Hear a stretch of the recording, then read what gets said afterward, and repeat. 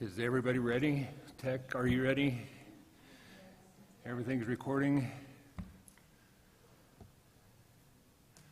Rachel, Nancy, ready? Let's get this show started. The meeting of the Cortez Planning and Zoning Commission will come to order. Will you please stand for the reciting of the Pledge of Allegiance, please? I pledge allegiance.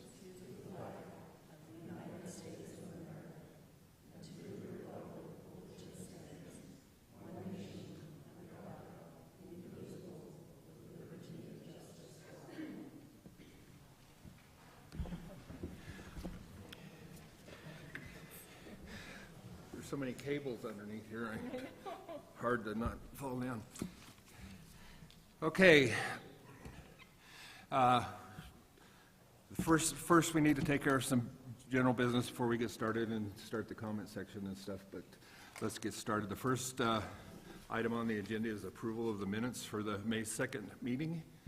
Katrina, Rebecca, you have any additions or corrections? I'll make a motion to approve the minutes from May 2nd, 2023. Second. Okay. Any discussion? Okay, Cheryl, would you call the vote, please? Weiss? Yes. McDaniel? Yes. Levy? Yes. Okay, the first public comment section is just for items that are not on the agenda. If we need you to stick around for when your item comes up on the agenda for comments and that sort. So we're going to move along. The first public hearing we have is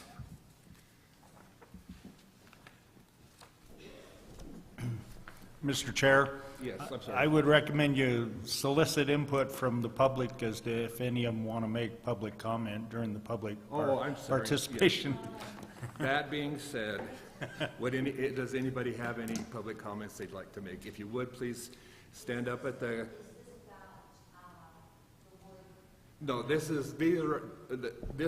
public comment session is for items that are not on the agenda for tonight. So if you, okay. Anyone else want to speak or have anything to say?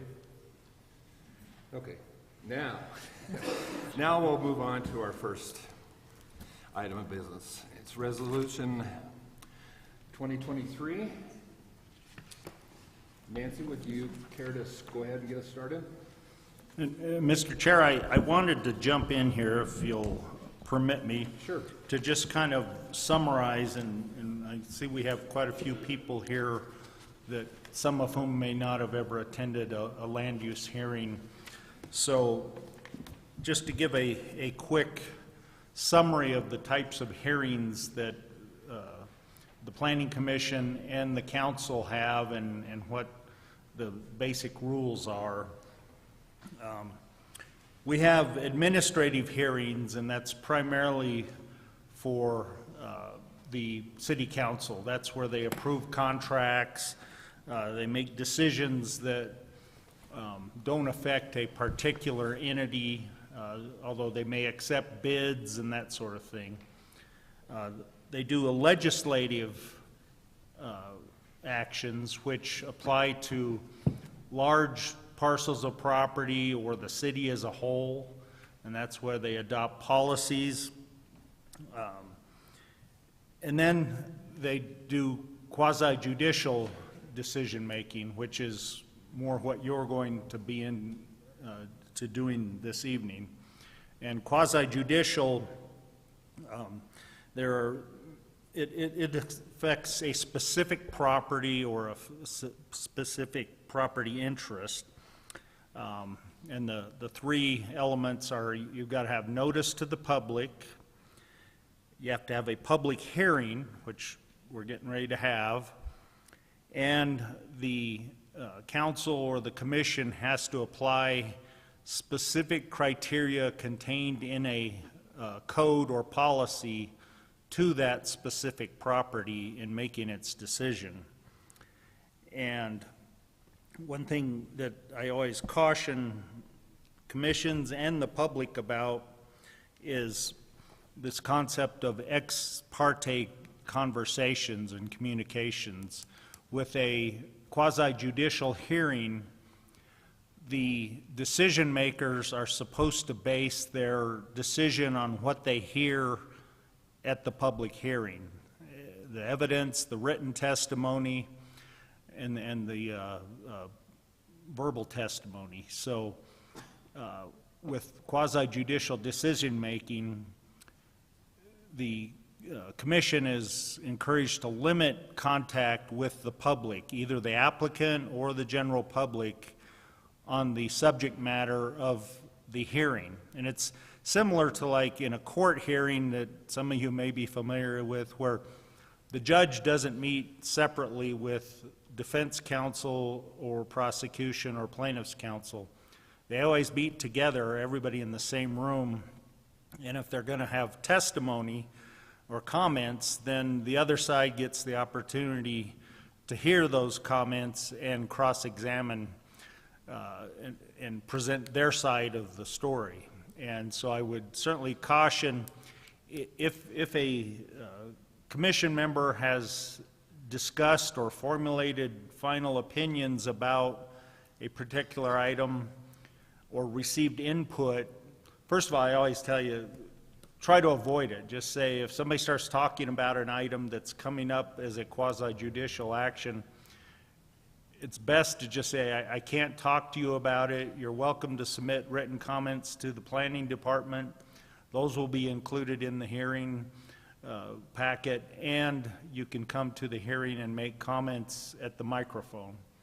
But if you have, and sometimes it's by accident, hopefully it was a short conversation and you can summarize it in detail at the public hearing. That way, the public and the applicant, everybody has the same opportunity to hear that information. And again, I would encourage you, if you're going to deny something, it's usually a denial. The staff may be recommending an approval, but if you're going to deny, whether it's a denial or an approval, you need to base it on specific criteria in the code and specific evidence that was presented at the hearing. So just a generic, I move that we deny the application because it's not appropriate for the city of Cortez. That would not be sufficient. You'd want to tie that lack of appropriateness back to a code section or back to evidence that you heard presented at the hearing.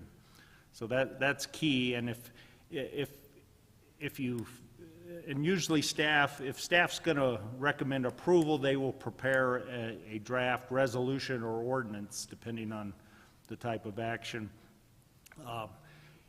You can make a motion to deny and ask that and take a 10-minute break and ask the staff to prepare criteria to base your motion on if you don't have them already. I mean, hopefully you're taking notes, and when somebody says something that you think's relevant, you write it down, and when you hear staff always presents the criteria for a land use decision in your packet so you can read it, and if you think some of those criterion are not applicable or are not met, then make those part of your motion to deny if in fact you want to deny it. And likewise, if the staff recommends denial and you want to make a motion to approve, you need to do the same thing. So that's basically all I had to say, but I think it's important in a quasi-judicial hearing, if it's not made at the microphone, the comment won't be heard, it won't be part of the record, and that's important in the event that the decision is appealed. Now, Planning Commission's a little different because you're just making recommendations, but certainly at the city council level, but I think here as well, the chair should certainly encourage everybody, if they have a comment, to ask to be recognized by the chair and go up to the microphone and speak clearly into the microphone. because boos or clapping from the audience can't be considered, and they really aren't part of the record. And so that would be my parting words of wisdom, is make sure you go to the microphone and, tell people who you are, and you don't have to give your home address, but you could say, I live in the city limits, or I live in Montezuma County, or I live in Durango, or wherever, but just kind of identify where you are so that the commission understands who's talking to them. And with that, unless you have any questions, I'll quit talking. All right, thank you. First item of business is resolution number 9, series 2023. The applicant is proposing a conditional use permit to establish Rocky Mountain spray liners in the existing location of Jimmy's Transmission, located at 210 East First Street. The building has frontage on 24 South Ash Street, which is proposed for a hair salon. Hair salons are permitted to use in the CBD. However, the spray liner business is determined to be a conditional use CBD. Nancy, is this for you? Yes, thank you, and thanks for starting the background for this project. So this is a request for a conditional use permit. The request is from Kathy Stone. Property owners are Jimmy and Marion Rod. At this time, the proposal is for the Stones to purchase the property and replace the existing Jimmy's Transmission with two businesses, one, the hair salon, and to be located at 24 South Ash Street, and the spray liner business to replace Jimmy's Transmission at 201 East First Street. Now, the applicant's narrative spoke quite a bit about the hair salon. That is a permitted use in the Central Business District, so we don't need a conditional use permit for that use. It can simply go into the property.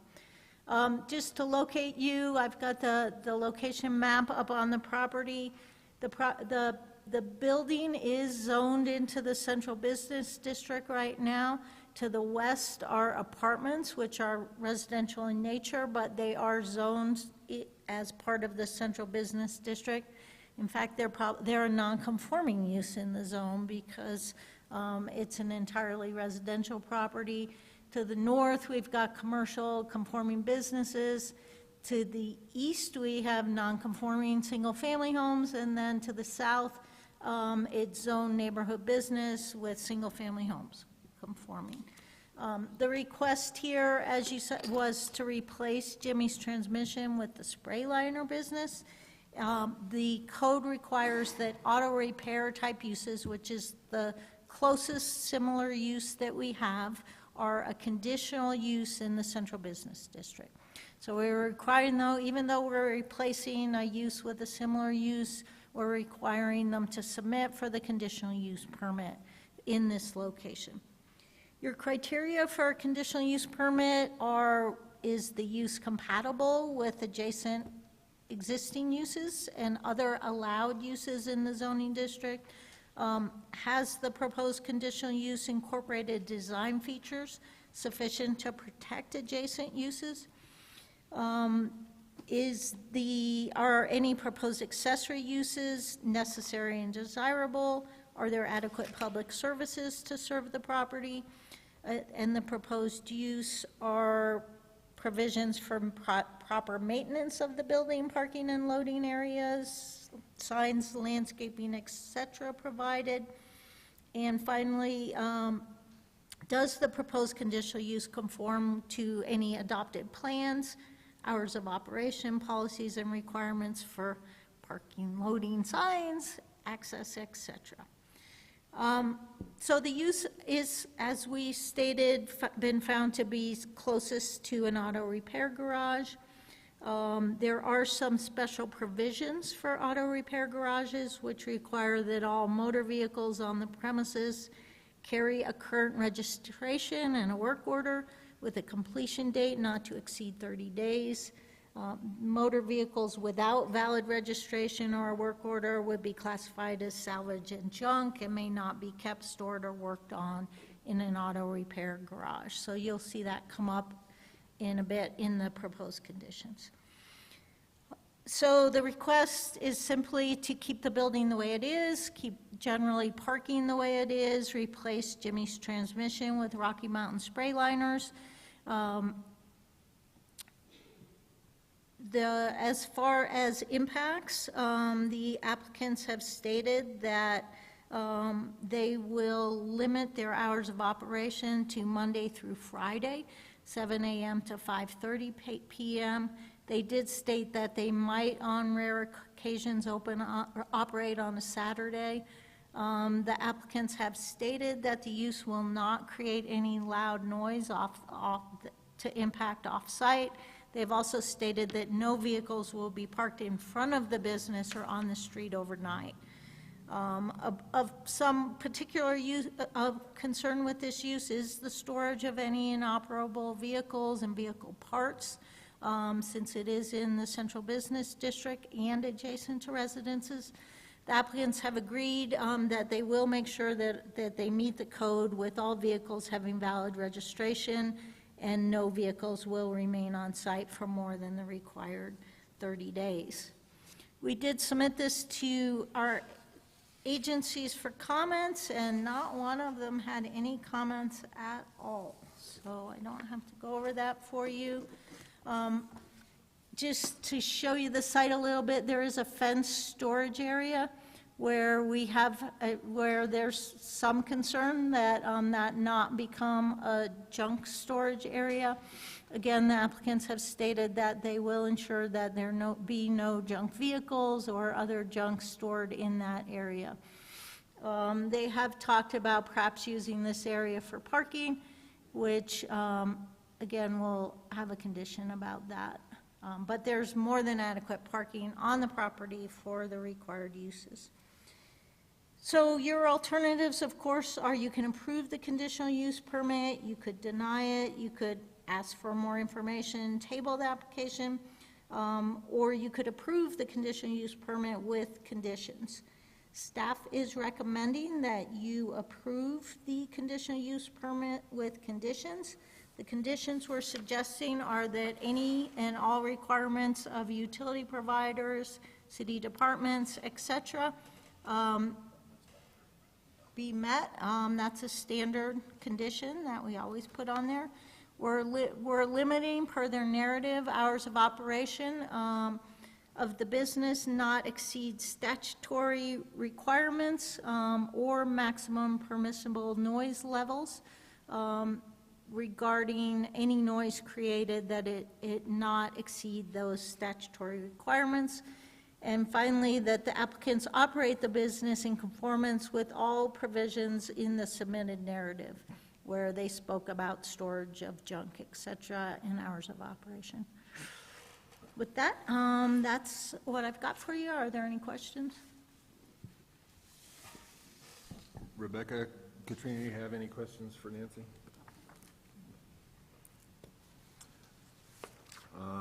Are there any comments from the public? Mr. Chair, I would encourage you to have the applicant speak before the public. You're right, my bad. Is Kathy Stone here? Kathy, I'm sorry, would you mind going to the microphone and, sorry.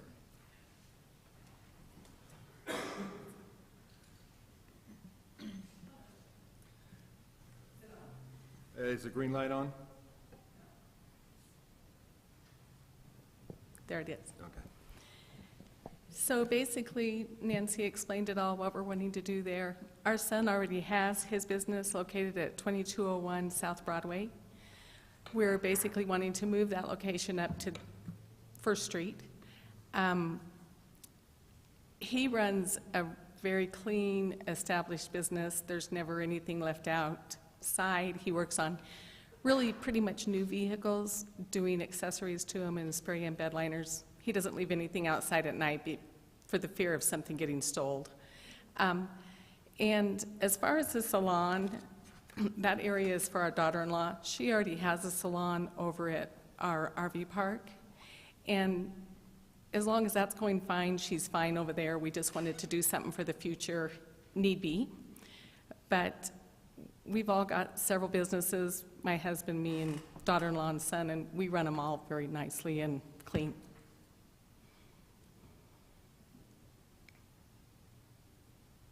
Rebecca, Katrina, you have any questions for Ms. Stone? You have one? Okay, Rebecca has one. Hi, I'm curious, is the spray lining going to be happening inside the building? Yes. Okay. I just couldn't tell Yeah. from now. Okay, thank you. Thank you.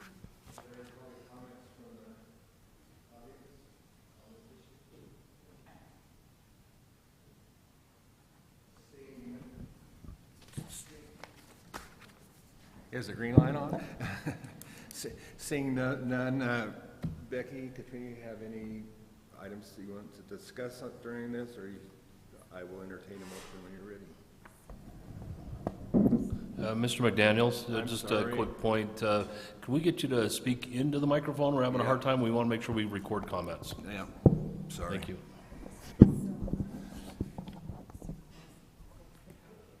Okay, all right, you're right.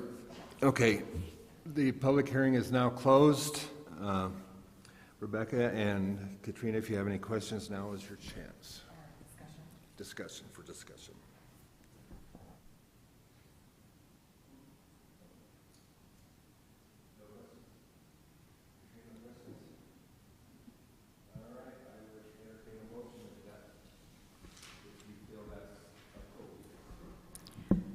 I make a motion that the Planning Commission recommend that the City Council approve the conditional use permit for Rocky Mountain Spray Liners on property located at 210 East First Street in the Central Business District Zone as submitted by Kathy Stone through P&Z Resolutions Number 9, Series 2023, with the 3 conditions that Nancy stated. I'll second. Any discussion? Okay, Cheryl, I believe you're ready for the vote. Weiss, Yes. Levy, Yes. McDaniel. Yes. All right. Here we go. The first resolution regarding the property on Lebanon Road, Resolution Number 7, Series 2023. An independent logging company operates a fire mitigation and response company with several components. They operate and maintain equipment. Nancy, this is yours as well. Would you care to go ahead?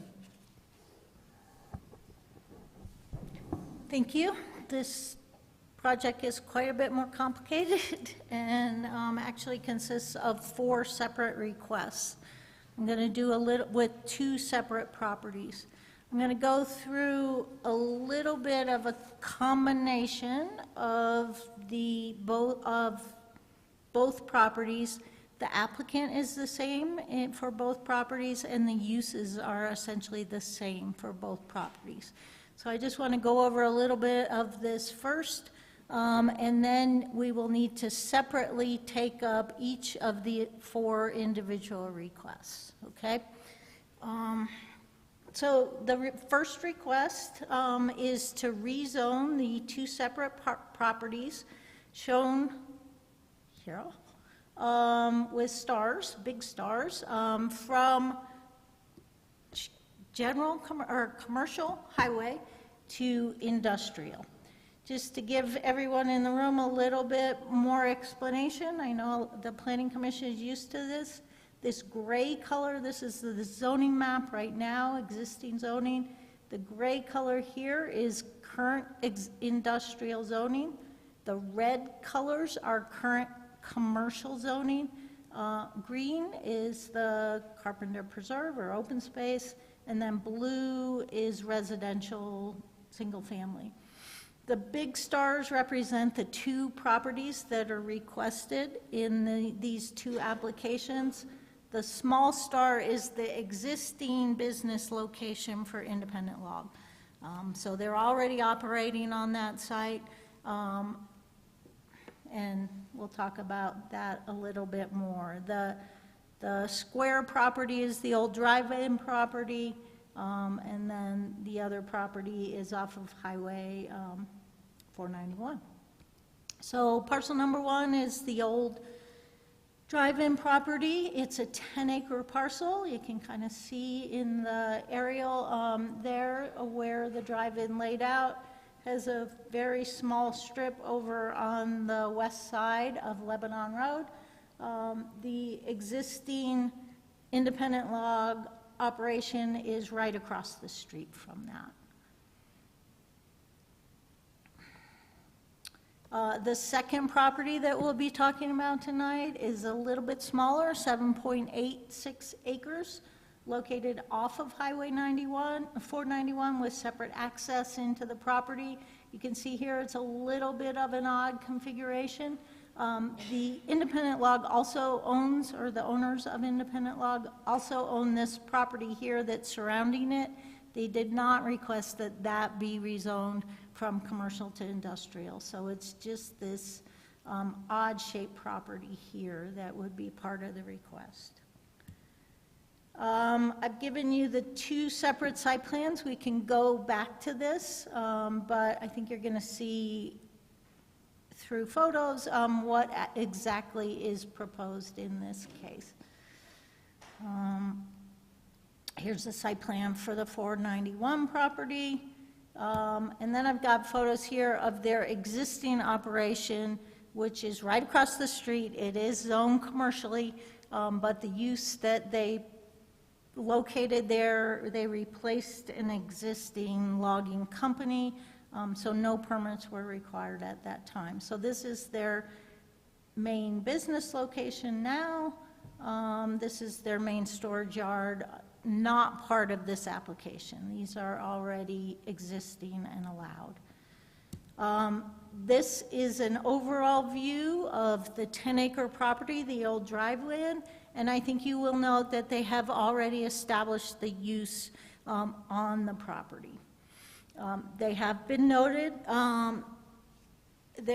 they have been issued violation letters for establishing the use without permits on that property. There was also some grading that occurred on that property without issuance of grading permits. Just give you another overall, this is the second property off of 491. It's a little bit harder to tell where we are here. I think we've got 491 down here in the distance, and this area in here being their proposal. That is on a separate property owned by Sanchez Excavation. I also wanted to just give a little overview of the area, show you what some of the other properties look like. This is the property to the south of the existing drive-in. It is vacant at this time, although we have sort of heavy commercial or industrial type buildings on the property there now. So this is adjacent to the 10-acre parcel. Oops. Let's do that. This directly, so right here where this photo's taken from the Carpenter Trailhead looking towards the, I get confused, north, west. And it is zoned industrial right here. Okay, if we go back, I can show you that. Existing pretty industrial use right now. The existing headquarters for Independent Log is off here. Just want to show another. The marijuana business is also directly to the east of that one. Out on 491, we've got Superior Interiors as an adjacent property. And then I think we were talked about the excavation business that's located here with storage and heavy equipment. We're actually dumping when we were there today. So it is not your typical general or highway commercial type area. It's more of a heavy commercial or in some cases industrial-looking area in the area right now. So what I've got for you here, I want to go over the criteria, and this will hold for both of the rezones. The criteria that we look at, and you need to consider when you consider the rezone request is, was the existing zone for the property adopted in error? Has there been a change in character in the area? Is there a need for the proposed rezoning within the area or the community? Are the proposed uses compatible with the surrounding area or uses? Will there be adverse impacts, or can any adverse impacts be mitigated? Will there be benefits derived by the community or area by granting the proposed rezoning? Are adequate facilities available to serve development for the type and scope suggested by the proposed use? And if they are not available, could they be extended? Is the proposal in conformance with the policies, intents, and requirements of the Cortez Comprehensive Plan? And finally, does the proposed change constitute spot zoning? So I think we've got, and then we're going to follow that, of course, with the conditional use permit request. It's pretty hard to, I did not do that right. Let's skip that. It's pretty hard to separate them because, for one, they've established the use on the property. For two, I'm going to go over why we're suggesting that if you rezone the property, or even if you don't, that a conditional use permit is the appropriate approach to address the impacts from the uses proposed. So let's go back and talk only about your first request, which is the request to rezone the 10-acre property located at 1050 Lebanon Road, the old drive-in property. It's currently zoned commercial. It's been vacant for years.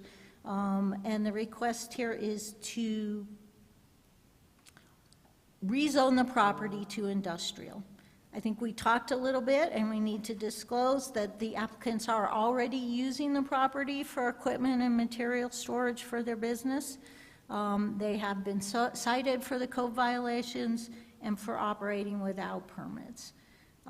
If this request is approved, it would bring the property into conformance with the land use code. I think that let's talk a little bit about what they do. They operate a fire mitigation and response company. They are here, and I'm sure they can explain this better than I can, but I wanted to explain it in my words from what I've heard from them.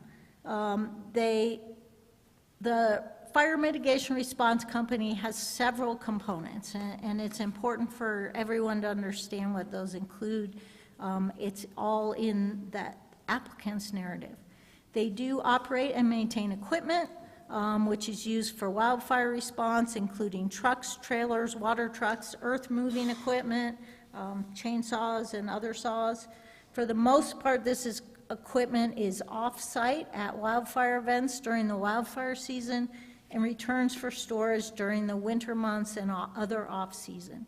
Of course, the season and number of events can vary wildly from year to year, but recently fire seasons have been longer and fires more frequent than in past years. In addition to wildfire response, the Independent Log Company conducts wildfire mitigation services, which primarily include tree cutting and thinning services.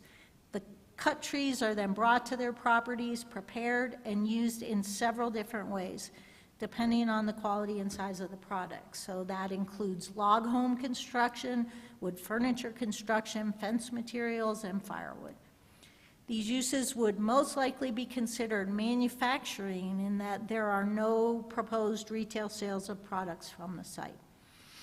The proposed uses of the subject property did not really fit neatly into a single category in the land use code.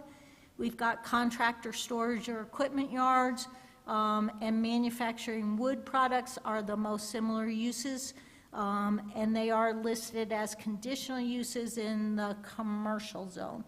They're listed as permitted uses in the industrial zone. We might need to go into the definitions. I'm willing to. I think we want everyone to understand what's talking here. But the proposed uses related to wood products do appear to fit in the definition of manufacturing wood products and manufacturing heavy, which our land use code lists as a conditional use in the commercial highway zone and a permitted use in the industrial zone. We do have a section of the land use code that states no open storage of materials or commodities shall be permitted in any district except as an accessory use to a main use located in a building in an industrial or PUD industrial district. So, it's pretty confusing.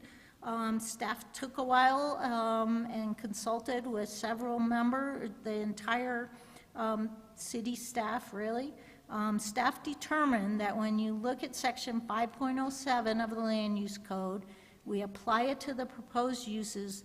The uses should more properly occur in an industrial zone, since open storage is a very key component of the operation. The conditional use permit requirement then helps to mitigate the impacts on adjacent properties from the proposed open storage. I've given you those definitions: manufacturing general, manufacturing hazardous or objectionable, manufacturing light, and then most importantly, manufacturing wood products, and how that fits into our code.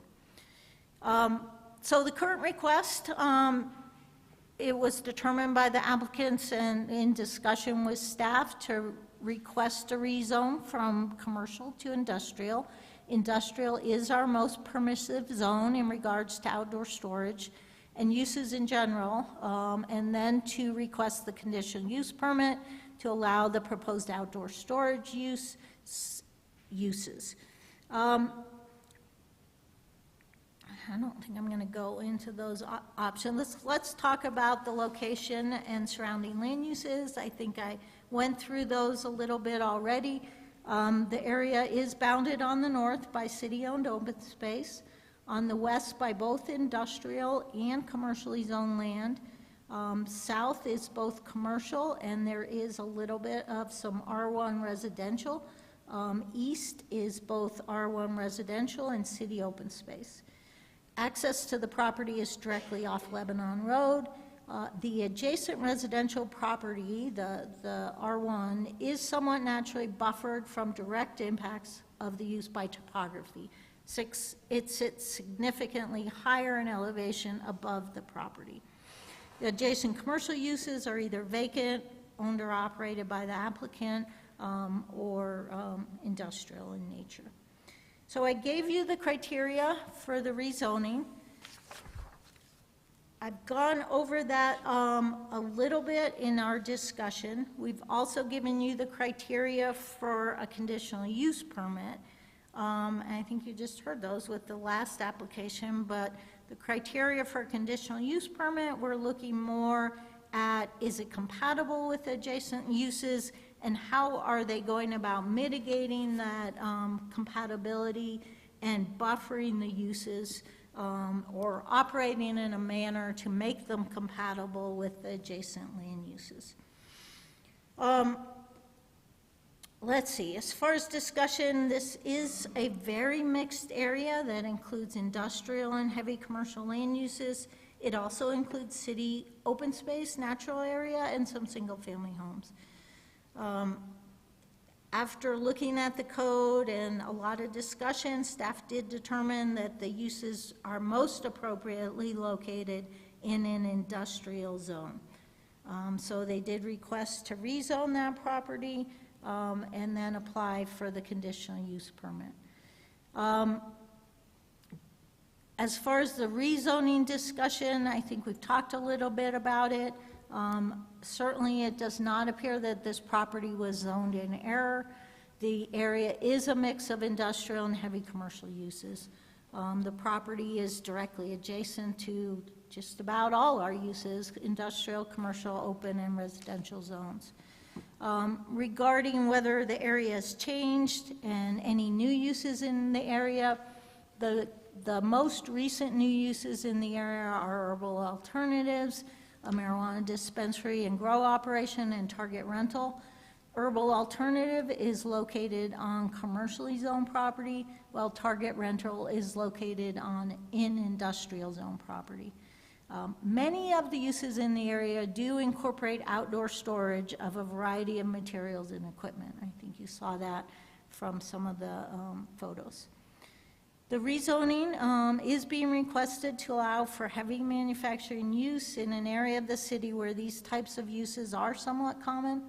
There are many vacant commercially zoned properties in the city, while only a very few vacant industrial zone properties exist.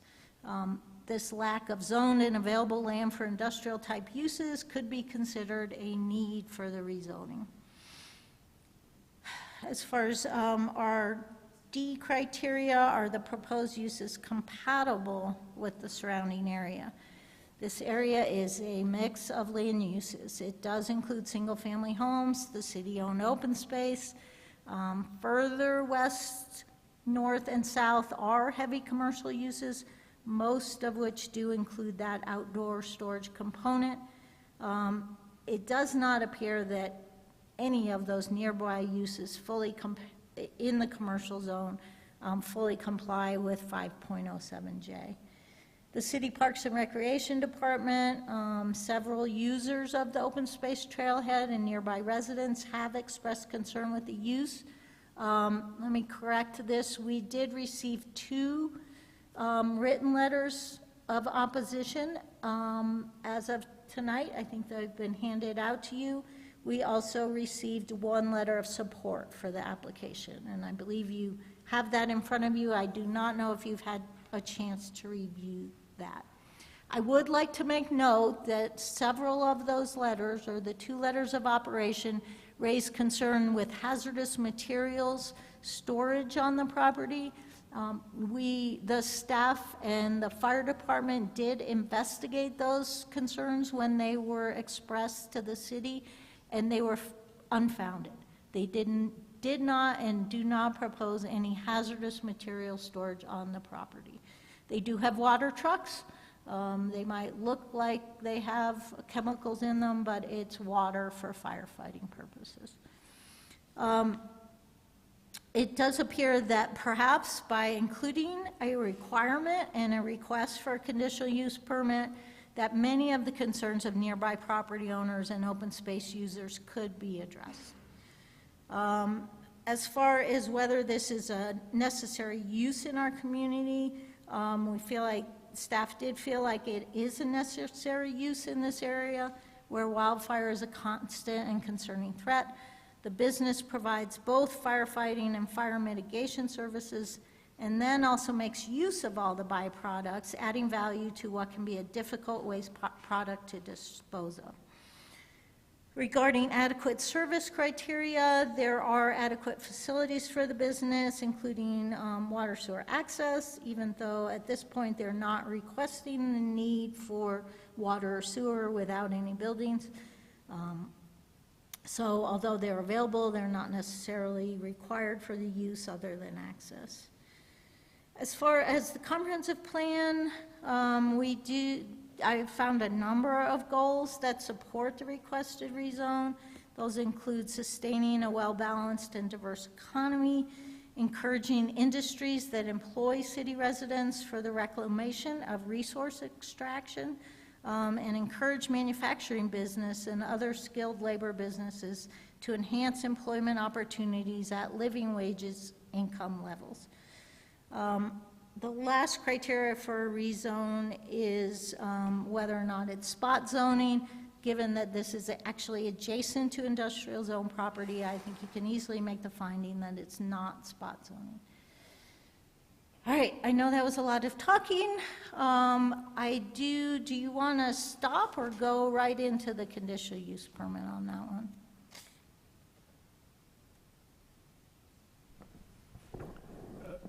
Mr. Chair, I would recommend that you do hold the full public hearing on the rezoning and take a vote. There will be some repetition in the presentation and perhaps repetition by the applicant and the public for each agenda item, but I think to try to preserve a record for each item, we should not mix the two, even though they are related. Okay. So do you have any questions? In that case, yeah, before we move to the owners, any questions for Nancy from the panel? Why, since they're owners of contiguous parcels, why was this, is there a reason why this application is in so many different chunks as opposed to one site plan? And, I mean, Well, the reason would be that they newly purchased the 10-acre parcel and newly established that use. So that's the one that was under request. The other one isn't exactly adjacent to that. So although the owners are trying to consolidate some land in the area, they are all on separately owned properties. and understanding, it seems like one parcel is going to have an accessory use to a primary use on another parcel that's part of another application. Okay. Right. I guess That's just, Is yeah, that a I've never question, seen or- anything like Yeah. that before, just letting you know.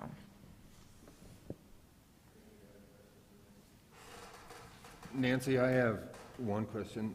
How many, other than Holstein's Petroleum, how many of the other sites in the industrial park area are zoned industrial? how Do many? you follow what I'm saying? No. Instead of what I'm asking is how many sites in the industrial park area, including these new sites, this new proposal, are zoned industrial over commercial, that have the industrial hazmat zoning? Well, it's not hazmat zoning, but It allows hazmat, correct? It allows hazmat? I mean, isn't that what the industrial zoning says, that it allows I hazmat? don't believe without permits. Sorry, I accidentally shut down, so if we flip over. So essentially, once you get past this property, from Petroleum North, the entire area is zoned industrial on Lebanon Road. The entire industrial park is zoned industrial. Yes. So you see that on there? We've got the big red square in the lower right on Lebanon Road. That's the subject parcel. Everything to the north, with the exception of the access road to the open space, all that gray is industrial zoning.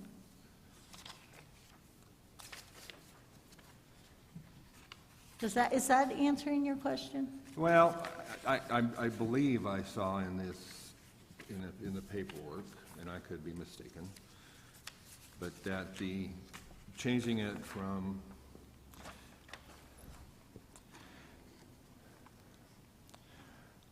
from commercial to industrial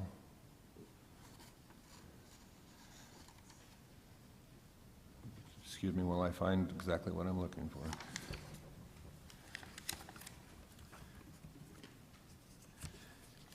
Anyway, I was under the assumption, or maybe misguided assumption,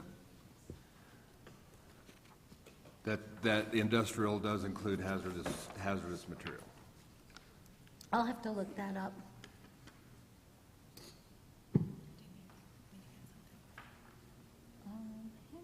Is Pat looking it up? The current proposal does not include hazardous materials, if that's what you're asking.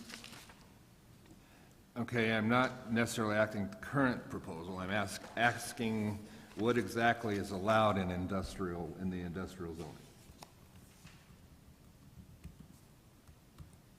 I'm trying to get there, and Pat's there.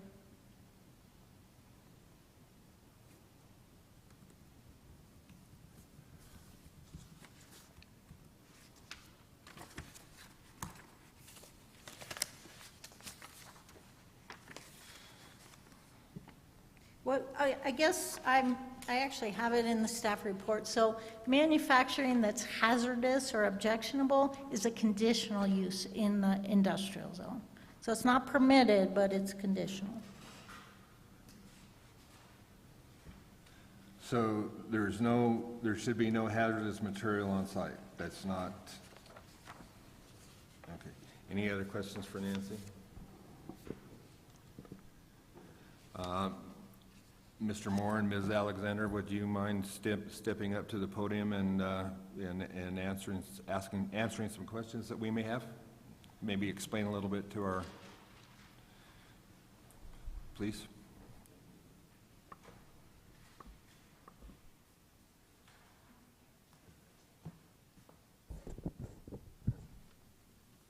How you doing?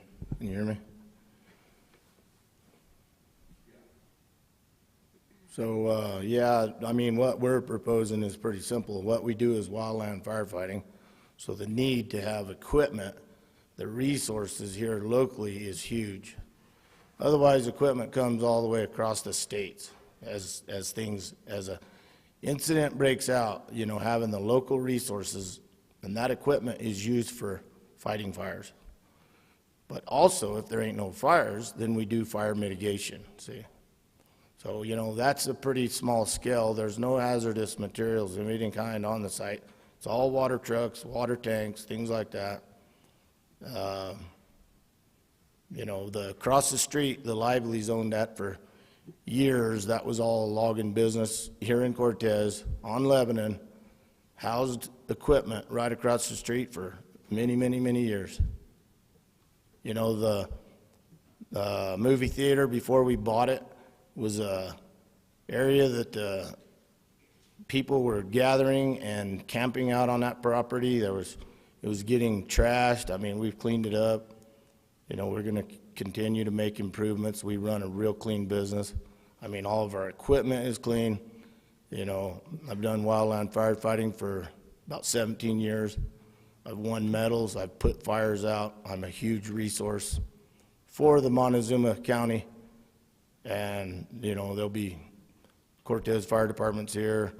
The Forest Service sent a letter to the council stating that when the Pine Gulch fire broke out, my company is the one that stopped it.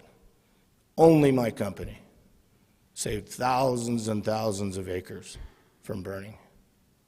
So that's the future of Independent Log Company. Got anything?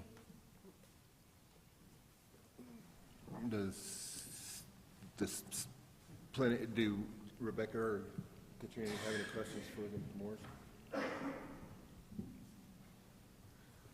I have a couple.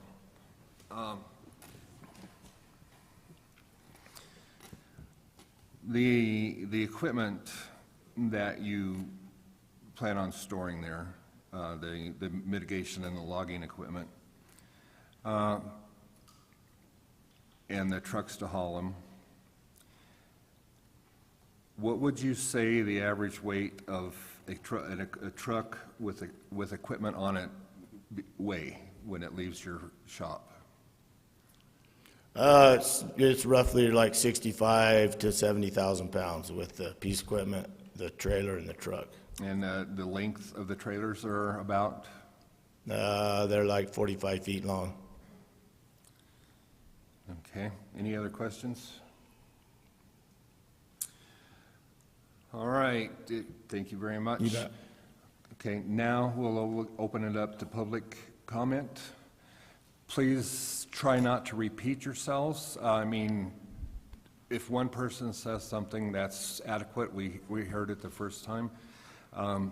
Try to keep the limit down to around 3 minutes.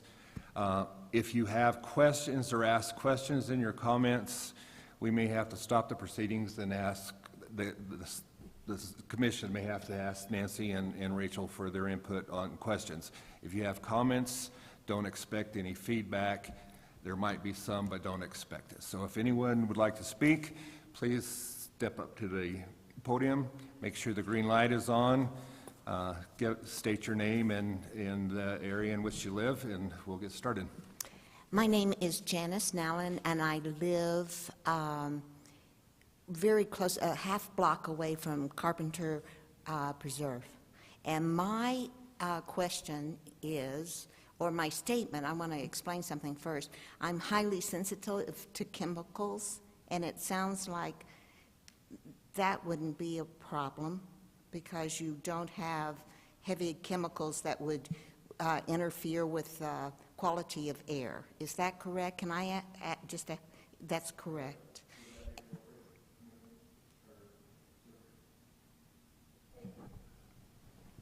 It would probably be best to wait. Okay. And not have people ask direct questions of either anybody, but ask the question and then we'll answer them afterward. Okay. So you're correct. Basically, my concern is Carpenter Preserve because it is a jewel of Cortez, and I really would hate to see that harmed in some way.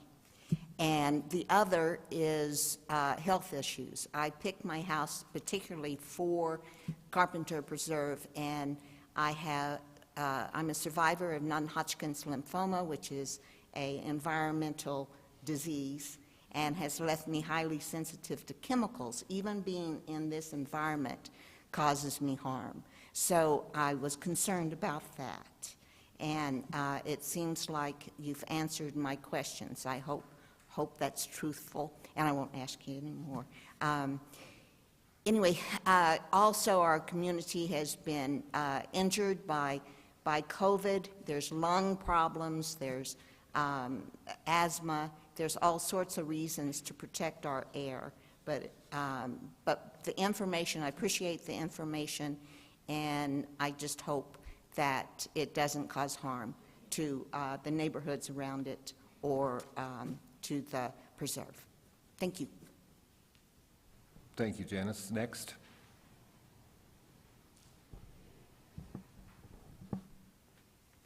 Good evening.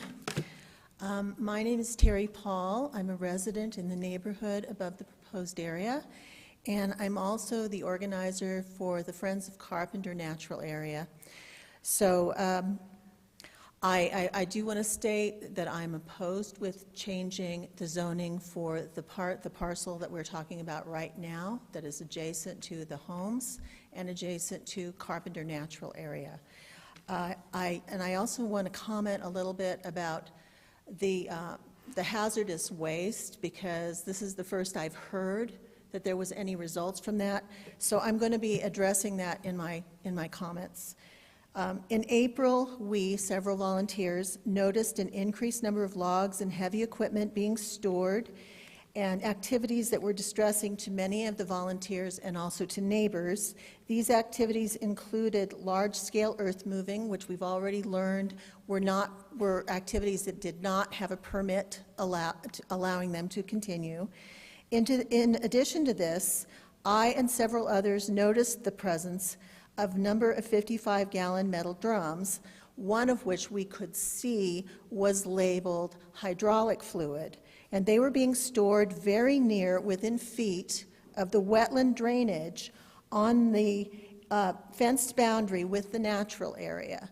And when looked at on closer inspection, we observed an oily slick in the standing water around the barrels.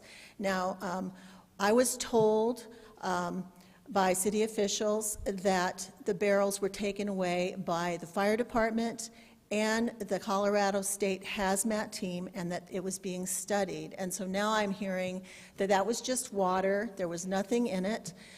There was an oily residue on the water around where they had been standing. Maybe it was unrelated, but it does make me concerned, and I don't really feel that That question has been answered adequately for my taste.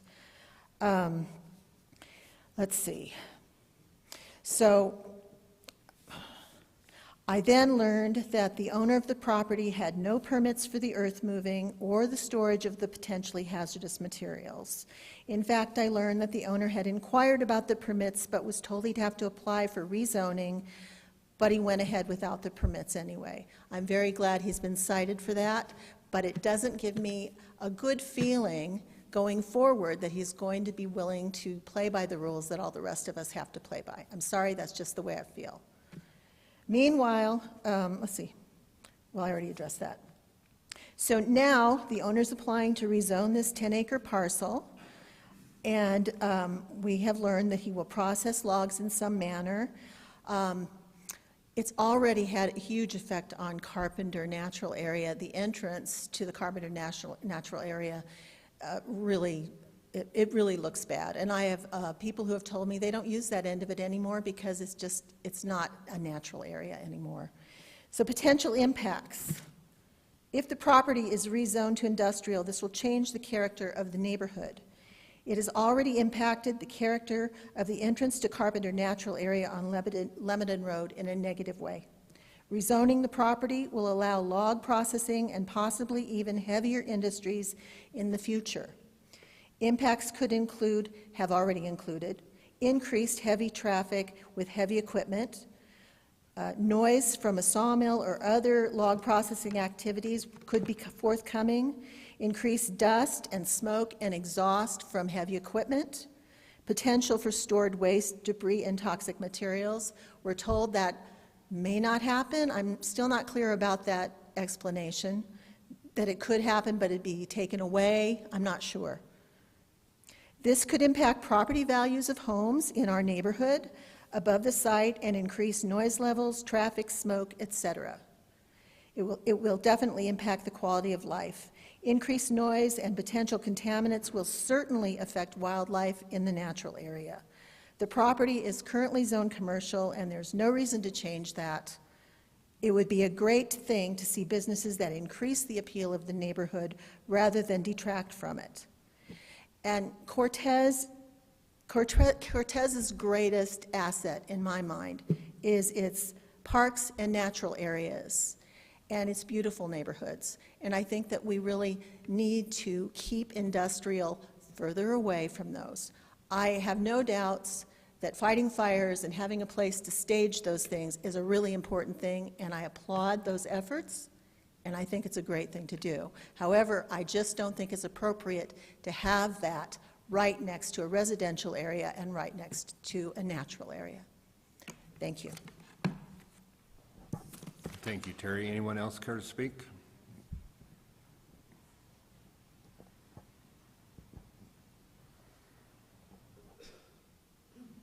Hi.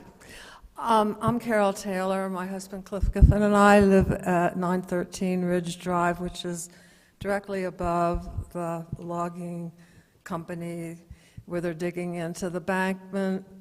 At least some of my neighbors are and below me and up to the, not quite up to our property line.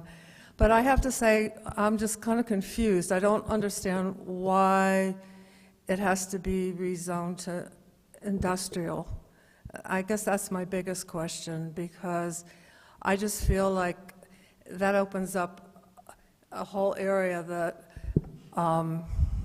could be a lot of different things. And I'm concerned about, or my husband and I are concerned about our property value of our house. If something, I mean, even now it's kind of distracting down there, but it's certainly doable in the way it is. So my biggest concern is, what does industrial mean in rezoning? And I love the Carpenter area. I'm down there every day. And if you haven't been to the wildflowers, it's been extraordinarily beautiful in the wildflowers this season.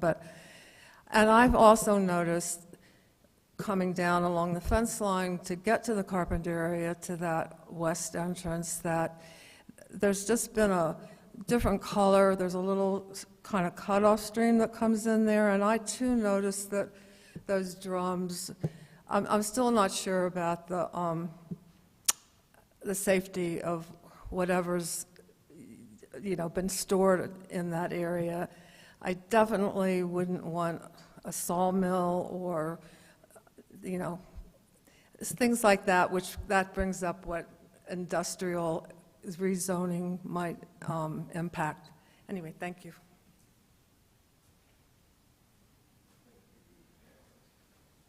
Thank you. Next.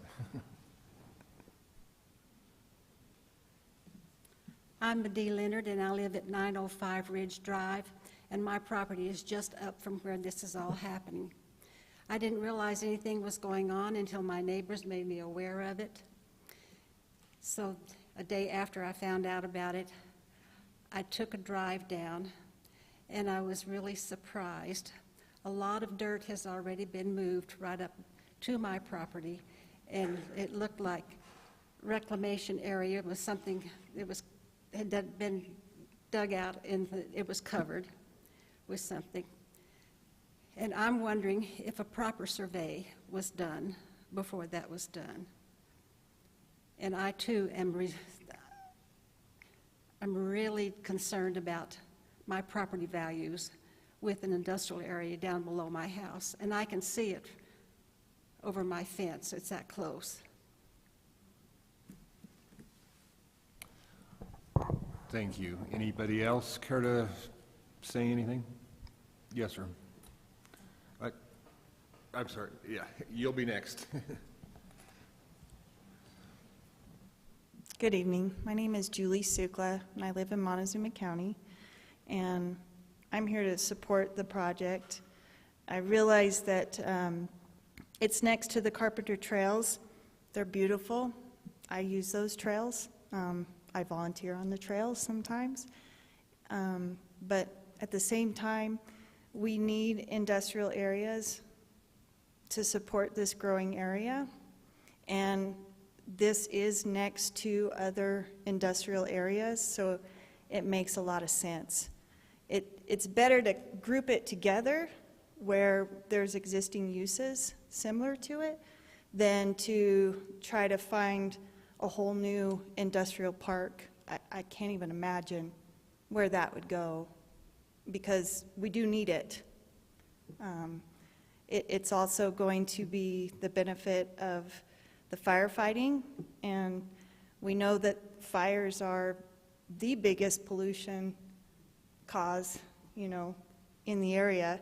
I mean, when Mesa Verde was burning, you couldn't even hardly go outside because the smoke was so thick and the ashes were covering your cars. And I know the transients have been traveling through there, and that's definitely been an improvement, that they're not camping there. There's a lot of illegal activity involved with those transient camps. We've had to make complaints. They've caused property damage. They've broken into the businesses. So that's a benefit also. And the logging, it's next to that great big flag that we all see. It's the first thing as you're coming into Cortez from the north, and to have a business set up there where there's logs and industry that's beneficial to this community, I think that's a positive thing. So, thank you. Thank you, sir.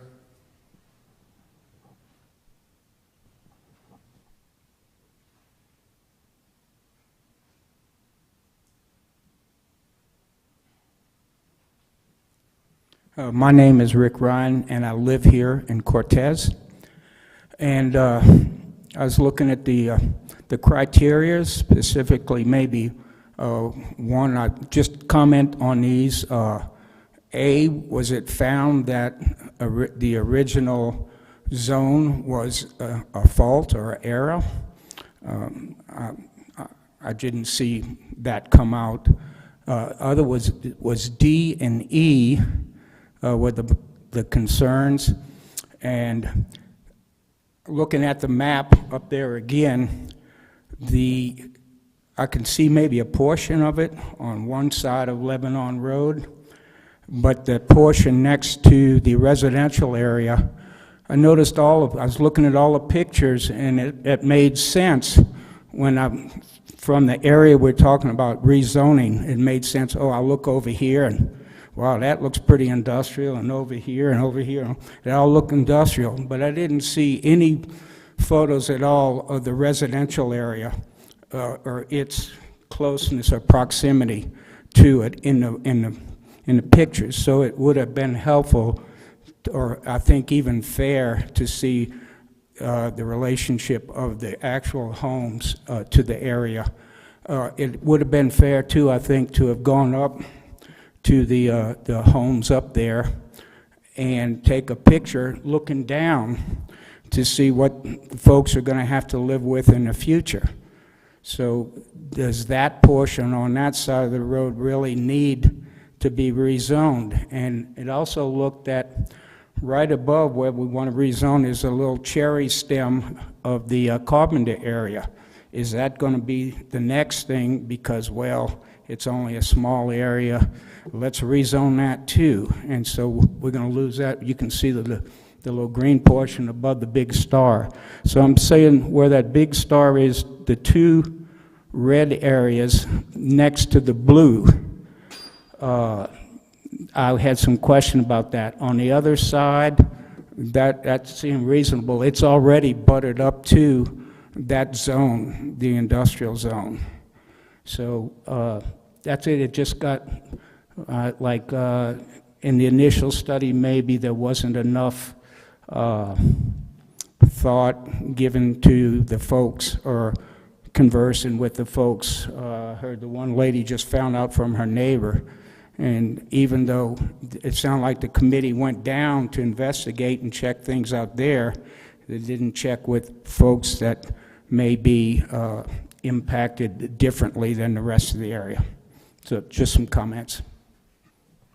Thank you, sir. Anyone else? My name is Deb Silverman. I've lived in Cortez for 30 years. A couple of things we never talk about are the animals. The fact that there is a wetland drainage that runs through there that has pretty much been trashed by what's happening. I wasn't aware that everything stops at the edge of the property. It also seems like we all have to give up a lot in the interests of one company. This is the public good. This is a natural area for everybody, and oh, the animals who live there. And it looks like a war zone. It's an embarrassment. I don't see how it can ever look any better. No, the people weren't consulted who lived next to it. It just happened. These things can't come back. We're trashing what's left of our environment, and it's very upsetting that the interests of a business that's, oh, let's face it, very close to the industrial park. Why didn't they purchase a lot in the industrial park? It's less than a mile away. I just don't think you can get these things back once they're gone, and it's trashed. And here they bullied their way into this. They really did. They broke the rules, and they're going to get rewarded if it gets rezoned. It's completely incompatible. There's nothing like that right there, or there wasn't. And nobody talked to these people whose future gets to look at that.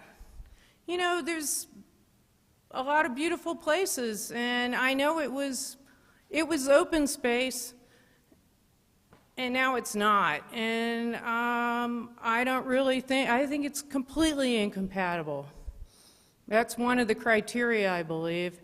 And then there's been no water or wetland study. And I think that there was the weak government allowed this to happen. It's the weakness of the government to regulate private business. And this is a big dichotomy. I realize that in our country. But, the little guys, I know these are private business owners, but they've run over the carpenter, and it can't come back. And then they're just bowling their way on down the road to change the law so they can do what they want. That's how I feel. And it's completely incompatible. It is not worth, it should not be rezoned. Just mitigated, returned. Thank you. Anyone else have anything to say? Go ahead, sir.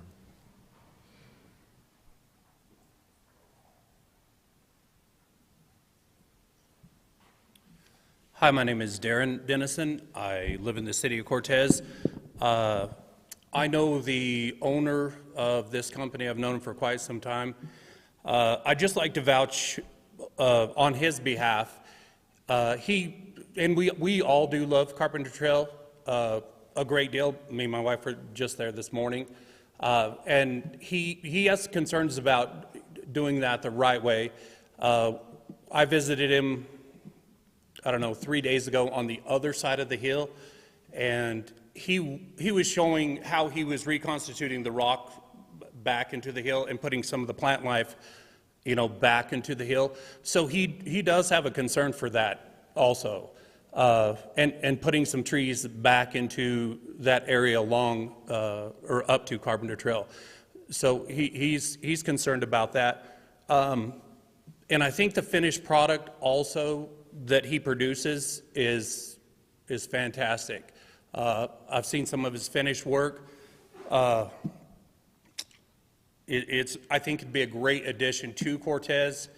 I think he employed upwards of 60 people in Alamosa there, and I'd really like for you to consider him. And he's not without concern of the area at all, and he does want to do it correctly, for sure. Thank you. Thank you. Anyone else care to speak? Go ahead, Chris. Sir, you'll be next, okay? Hi, my name is Chris McAllister. I'm a resident of Cortez, within walking distance of Carpenter Natural Area, and my family and I go there multiple times a week and have for years. I do have to say I'll start out by saying I'm definitely in favor of wildfire mitigation, and I'm certified to fight fire as well.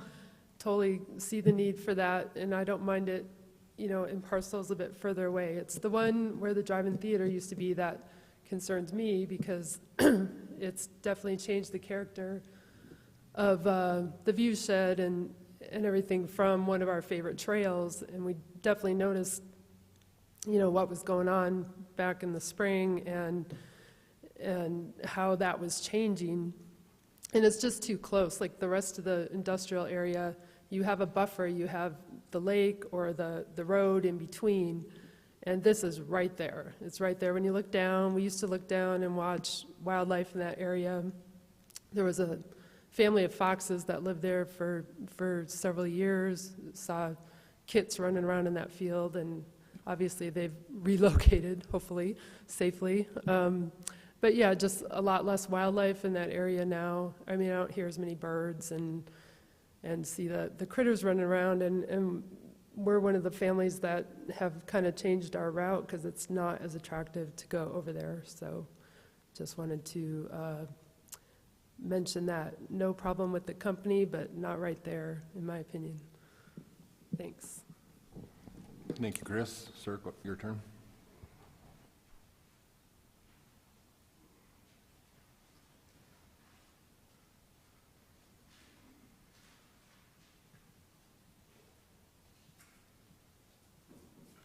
I'm Tavis Anderson, Wildland Coordinator for Cortez Fire, also a resident of City of Cortez. For what the equipment that independent contractor is willing to supply us and wildfire need in the area and in the zone is highly thought of. We are working closely with independent on what their plans are for the future in those areas. We do not know of anything that is of any concern or any hazardous of that area. We are, like I said, highly thought of the equipment and everything else that he is going to supply us for the zone because like Mr. Moore said earlier, you know, for those resources to come in from a larger from the other side of the state or just hours away, you know, there is some resources, but most of the time they are tied up on other fires and stuff. So if we have something break out within the county, we don't have to have that long lead time of hours or even half day or sometimes days or even weeks before they even get mobilized or dispatched in.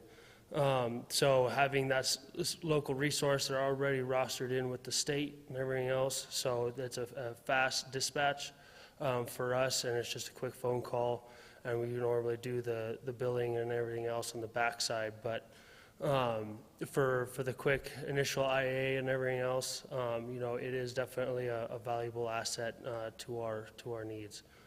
And then if there's any other questions on behalf of the department, I can speak on that half.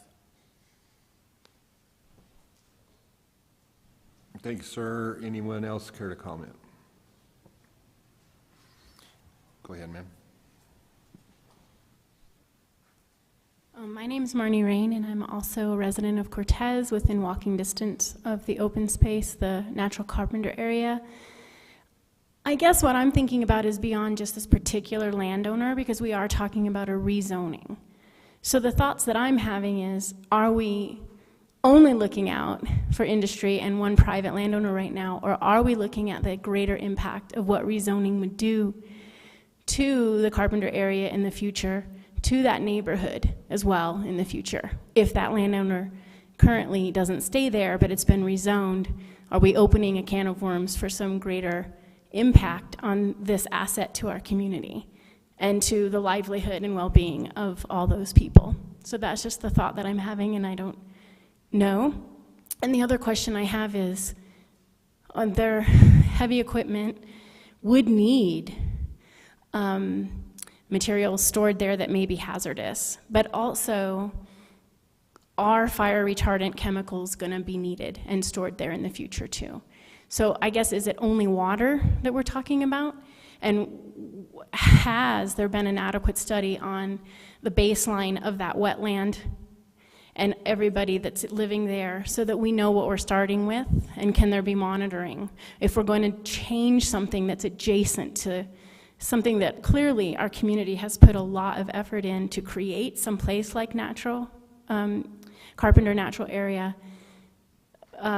what kind of ongoing monitoring would be done once we make this industrial instead of commercial, which is what it is?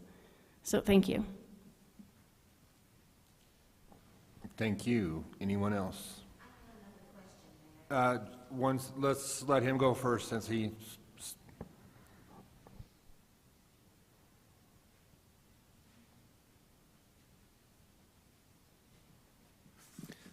Good evening. My name is Paul DeWitt, and I'm a resident up on the Mesa there with some of these other individuals. And let me preface my comment with, I used to be a wildland firefighter in my younger days, so I understand the importance of this equipment and having it nearby. But I'd like to address the criteria and the issues according to the land use code, and one of them being, is there a need for the rezoning? One of the arguments made in the report was the lack of available industrial named properties could be considered a need. I think a counter argument could be made to that, to say that it could be argued that this lack could be considered that the city planning need has been met for industry. I'm going to ask a question, and it's rhetorical because I really don't want it to be answered, but would the same argument be used for the lack of industry zones being considered as a need for more industry? Would this be applied if the application was for a different industry say, adult entertainment? I don't think it probably would be. The second criteria I'd like to address is, are the proposed uses compatible with the surrounding area or use? Looking at that land use map or that zoning map down there, I don't see industrial zoned anywhere next to any other residential. I think most people would agree that an industrial zoning is not compatible with residential. Aside from the natural open areas like others have mentioned. Going back to that report, one of the arguments that it made to the compatibility was that it does not appear that any of the nearby uses, the other properties, comply with the 507J, the open storage. That just sounds like a big fallacy to me. One, I don't see any bearing on what this has to do, but the fact that others aren't complying doesn't make me feel any more comfortable with any rezoning or stipulations attached to it when we can't even hold people accountable who have been there. So considering this fallacy and that the applicants have already code violations and the operating without the permit violations, I have really grave concerns that any of these stipulations they'd be held accountable to that be set forth. So in short, I oppose these changes. The Land Use Code 602 discourages the rezoning of properties. And in all of this really has the appearance to me of, one, the applicants taking an approach of it's easier to ask for forgiveness than permission. And then the second appearance that this has to me, if approved, is that the city planning trying to make a shoe fit. Thank you. Thank you, Paul. Any other comments? Yes, sir, please.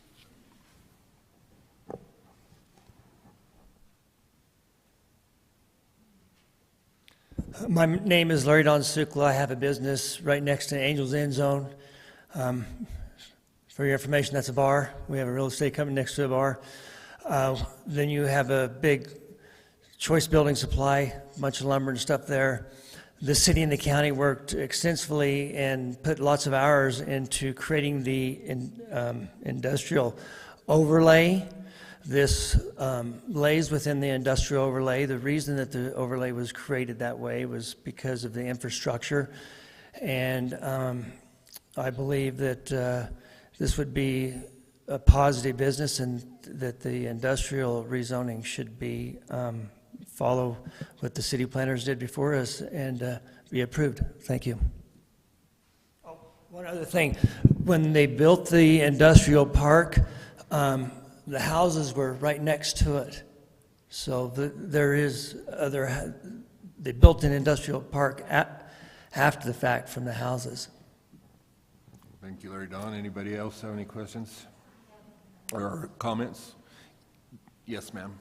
Briefly, please. Were there any other properties looked at? Was this the first one? They thought it could work? And were there any other ones researched? Anyone else care to make a comment? I think it's appropriate at this time, Nancy, that we... Would you like to have the applicant respond to any of the questions? That's what I was thinking. Yeah. Could we have Mr. Moore and Ms. Lancaster up to the podium to answer questions that Nancy and Rachel might be answered? That's kind of where I was going, so. And then if you don't mind, Nancy, if you're through answering questions, we may have some more up here, just so you know.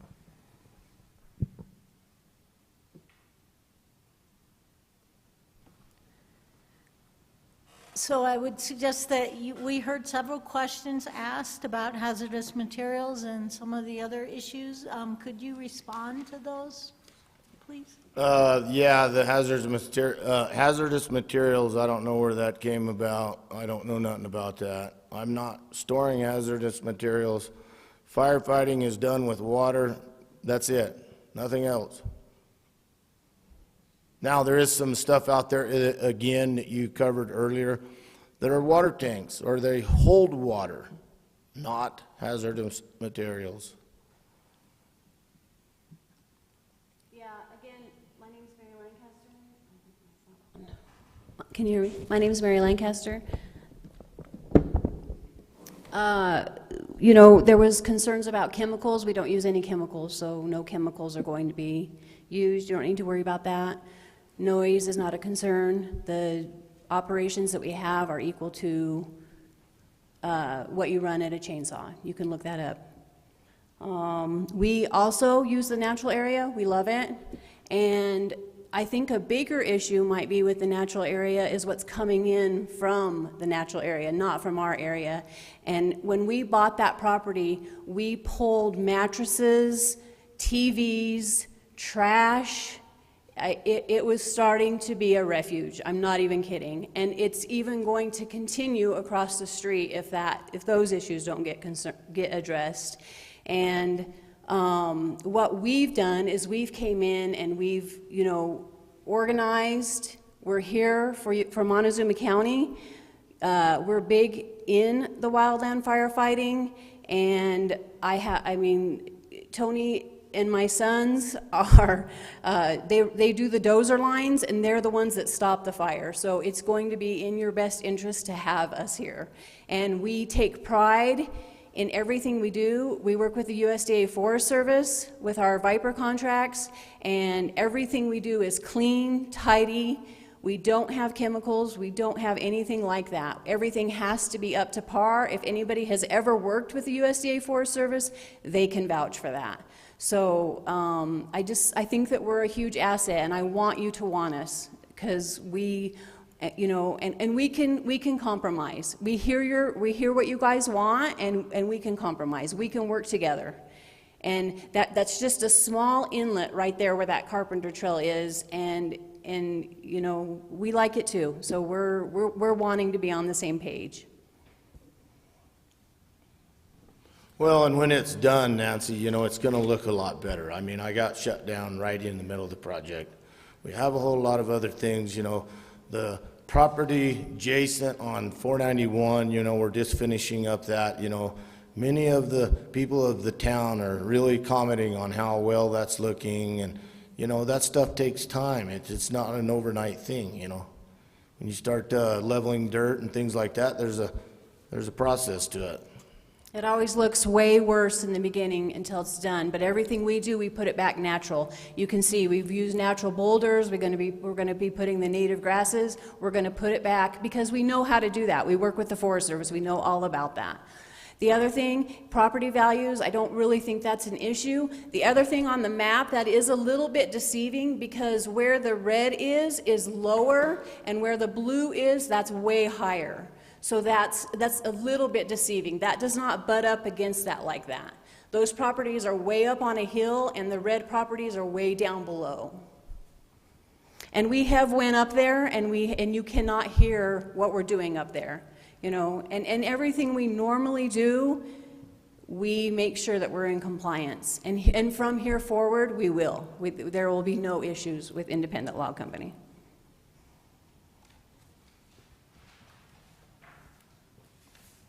Do you want to go? Okay. And then, Lance, I guess I could make a few comments if they're done. Yeah. Should we, Nancy, should we close the public hearing part, or should we? Yeah, I'd like to ask more questions too, so. Go ahead, Nancy. Close the public comment portion. Yeah, okay, the public comments are closed. Mr. Moore, Ms. Lancaster, if you'll stay up there for a while, I think there'll be some panel questions, and Nancy's not through yet, so. Oh, I just wanted to, I heard a few questions that I don't think were quite addressed, or a few comments. According, you know, to our staff when the public expressed concern about hazardous materials on the site. We did send our code enforcement and the fire department out there. They didn't find any hazardous materials on the site. So don't know where that came from, don't know what that was, but they did not. The folks that went to look from city code enforcement and from the fire department did not find any concerns with hazardous materials on the site. There was some grading done on the property. According to our engineers, it did not affect the drainage or the wetland on the Carpenter property. I think we heard some people saying they did not get notice. The city mails out the notice for adjacent property owners, and they were all legally noticed as far as we know. So if someone has an incorrect address with the assessor, that would be the only reason why you didn't get noticed. What else did I? And then some of the other issues really kind of hit our conditional use permit issues. There is actually some floodplain on the property that our engineer has identified, where he has requested that some of the uses be pulled out of that area. We can go over that when we get to the conditional use permit. The Parks and Rec Department has some issues about buffering and fencing that they'd like to see for the Carpenter area. Those two actually mesh pretty nicely, but we can go over that when we take up the conditional use permit. Is there questions for me? Okay, now let's move on. Any questions for Nancy or Mr. Moore and Ms. Alexander from the commission? Katrina, go ahead. Did you say the buffering issue would be during the conditional use? Yes. Okay, that was my question, so. I mean, at this point, your criteria is, do you believe it could be buffered if it's rezoned?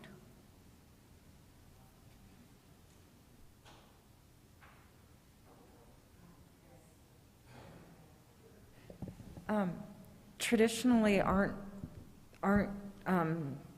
isn't zoning used to create and enforce those buffers so that you don't have like the most intensive use butting up directly adjacent, physically speaking, not geographically or topographically, but as far as your lot lines go, right against like a least intensive use, so that there are buffer zones per se. Like, so that's what commercial is for example, or neighborhood business. Well, I think you're correct that oftentimes zoning is used to, you put commercial and then multifamily and then single family. That's sort of the traditional theory with Euclidean zoning, that we can limit the impacts in that manner. I don't think that you should ignore topography or natural barriers. That's important. You don't just look. The world isn't flat like the map, and we should look at the world the way it naturally exists. I have a few questions for Mr. Moore. Manufacturing the modular cabins, what kind of equipment are you going to need to put on that 10 acres of property to get that done? It'll be a Wood-Mizer band mill, and chainsaws, the two tools used for that. So the noise might be more than the cat out there grading the land? No, so the specs on that is like 89 decimals is all it is. Okay. Nobody will ever hear it. What about shipping the components of the cabins? Do you do that yourself, or do you hire it out? No, I do that myself unless they come to pick it up. Then it'll be loaded and put on Typically, their how much does a completed modular cabin weigh? Well, it would be broke down, so it would just be in Okay, pieces. per load, how many loads would it take to move a cabin, and how much would that weigh? Oh, probably a couple loads, and, you'd probably be 15,000 pounds or something each load.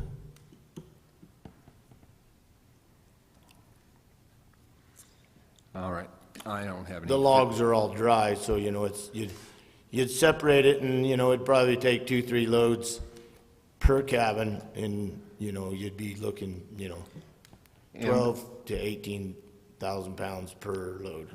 And the sawdust and the other waste from the logs, will that be used, stored on a property? No, that all goes in a trailer. It's all blowed in a trailer, and it never hits the ground. Then once the trailer's full, the trailer's hauled away. I think that's all for me. Anybody else have any questions? Any discussion amongst the commission?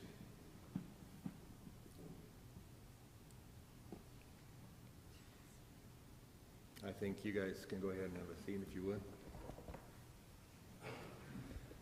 No questions or discussion?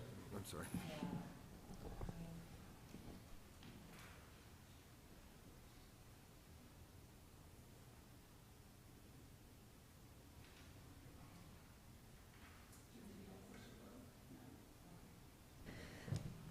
I mean, it's not the specific proposed use at all. I really commend what you guys are trying to do and know that it's needed. The problem that I have with rezoning is that suddenly that opens up a million other things to be permitted as opposed to conditional right against the residential neighborhood. So the rezoning piece is, to me, the most difficult of this entire proposal that you've brought forward, because it's not just what you're trying to do. It would be if you sold the property and left, because you can do that. That zoning will then stay with that property, and there would no longer be the same conditions associated with your use. Suddenly, it would be all these other things that are permitted that may not be a very good fit right next to single-family residential, and that's where my struggle is. The main struggle. The second struggle is the process. I don't feel like the application is as complete. I don't see anything that's certified by an engineer that was submitted in your application, and that's one of the application requirements. So it feels like the application that we have doesn't have enough information to make a really, adequate decision.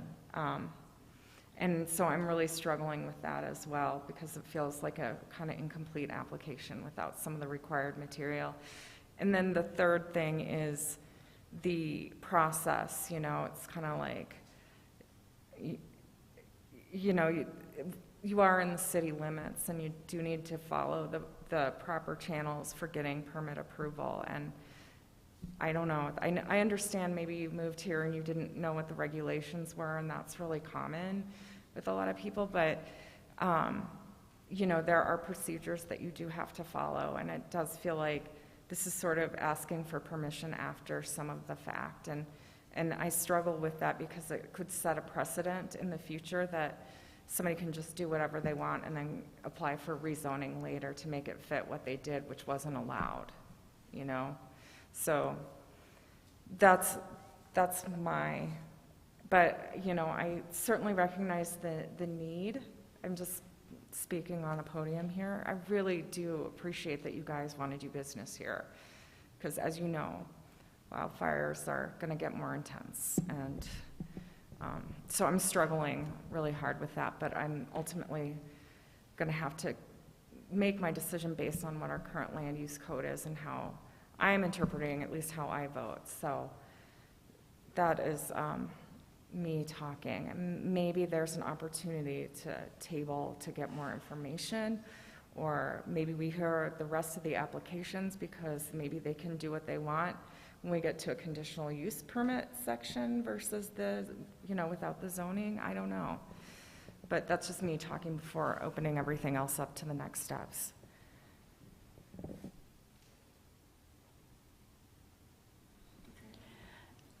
I agree with partially with what Becky's saying. I felt like this was a lot, but not complete, like a lot of different moving parts, but not a complete application.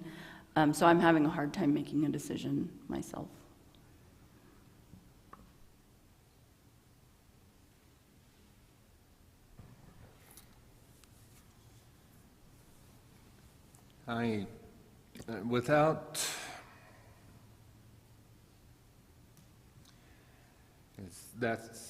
That's it as far as this discussion goes with you?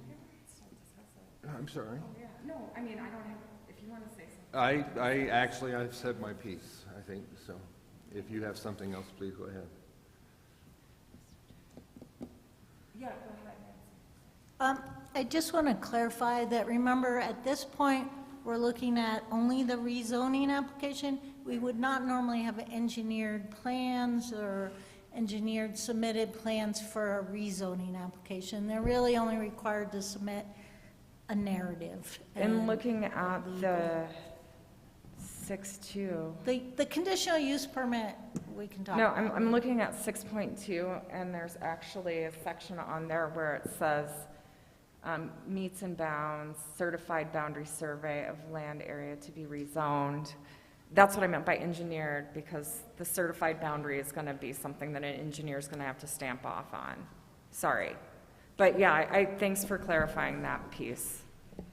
The survey is not anything to do with an engineer.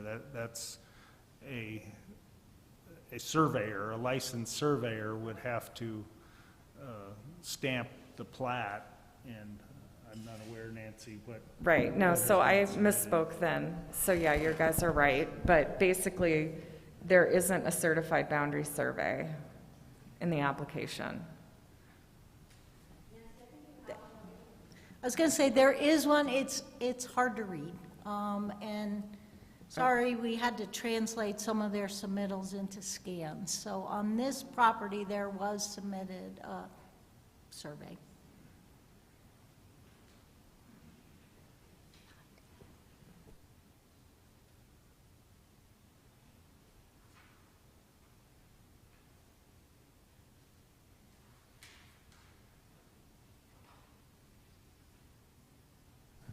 Give us a few seconds to peruse our paperwork.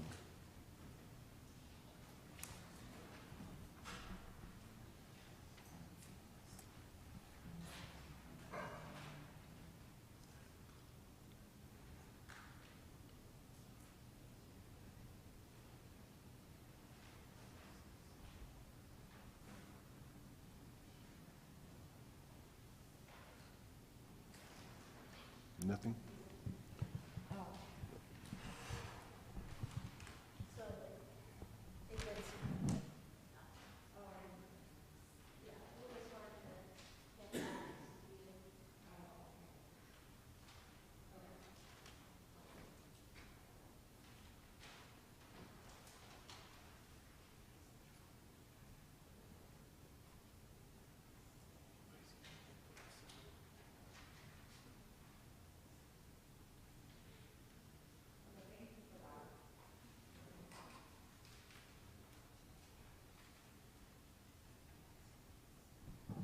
Any further questions or discussion? I also just wanted to mention that what we do is recommend to the commission or the city council. We don't make the final decision, so we do have to follow those A through whatever it is to say yes or no, and that's not the end of the process. So I just wanted to remind everybody of that. Any other comments? May I hear a motion?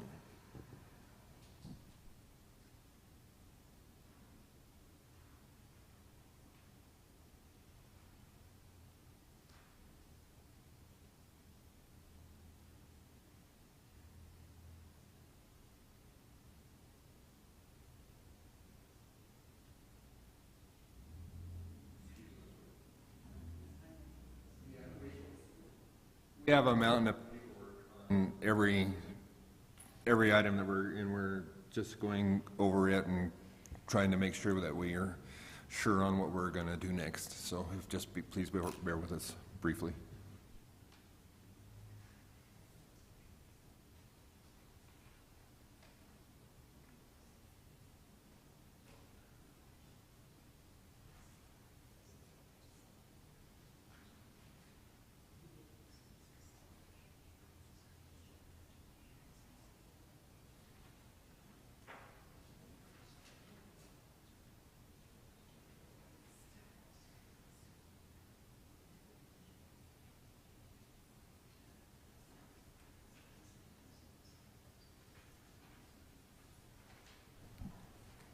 Would this be a good time to take a 5-minute break, let everybody use the restroom if they needed to, or?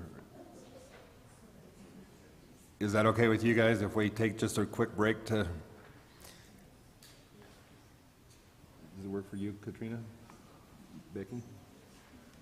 Okay, we'll be back in 5.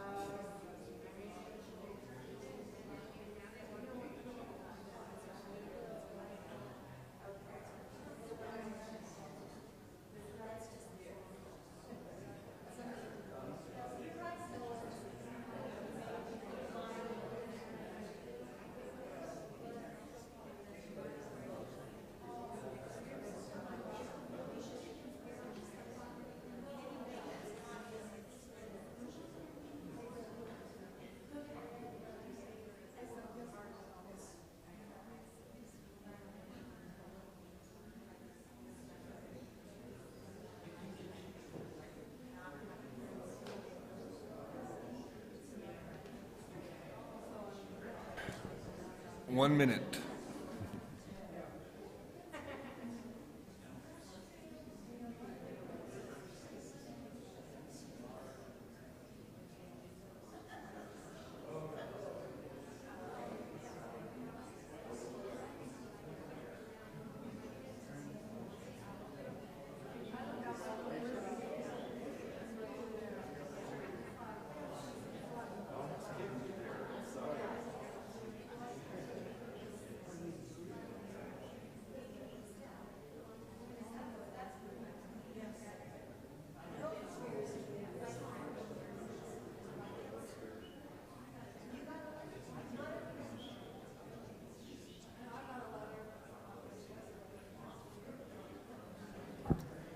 All right, let's start heading back to the chairs.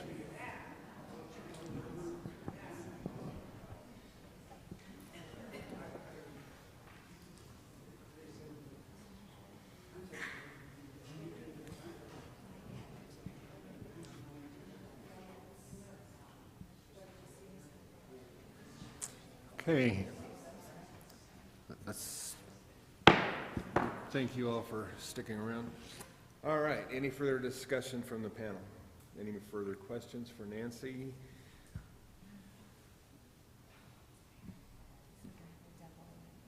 Yeah. You're good? You good? You have more questions?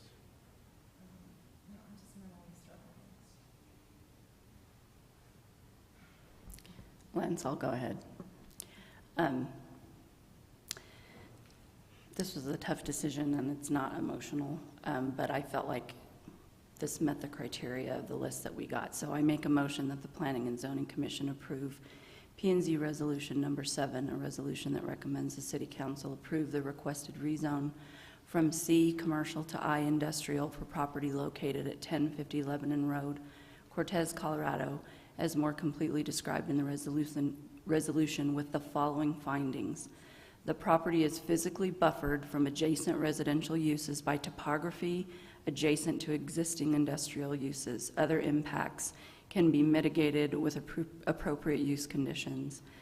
The committee will benefit from the use of the property by the additional economic benefits of additional jobs, opportunities, taxes generated, and the expansion of a much-needed natural resource use.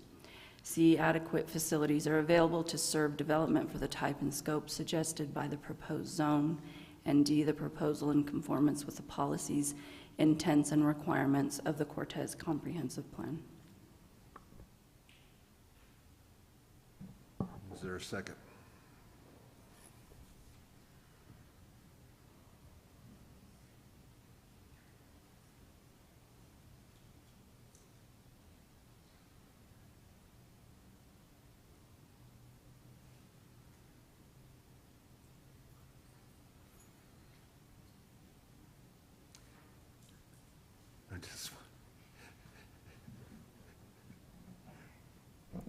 I'll second that. All right, the motion has been offered and seconded.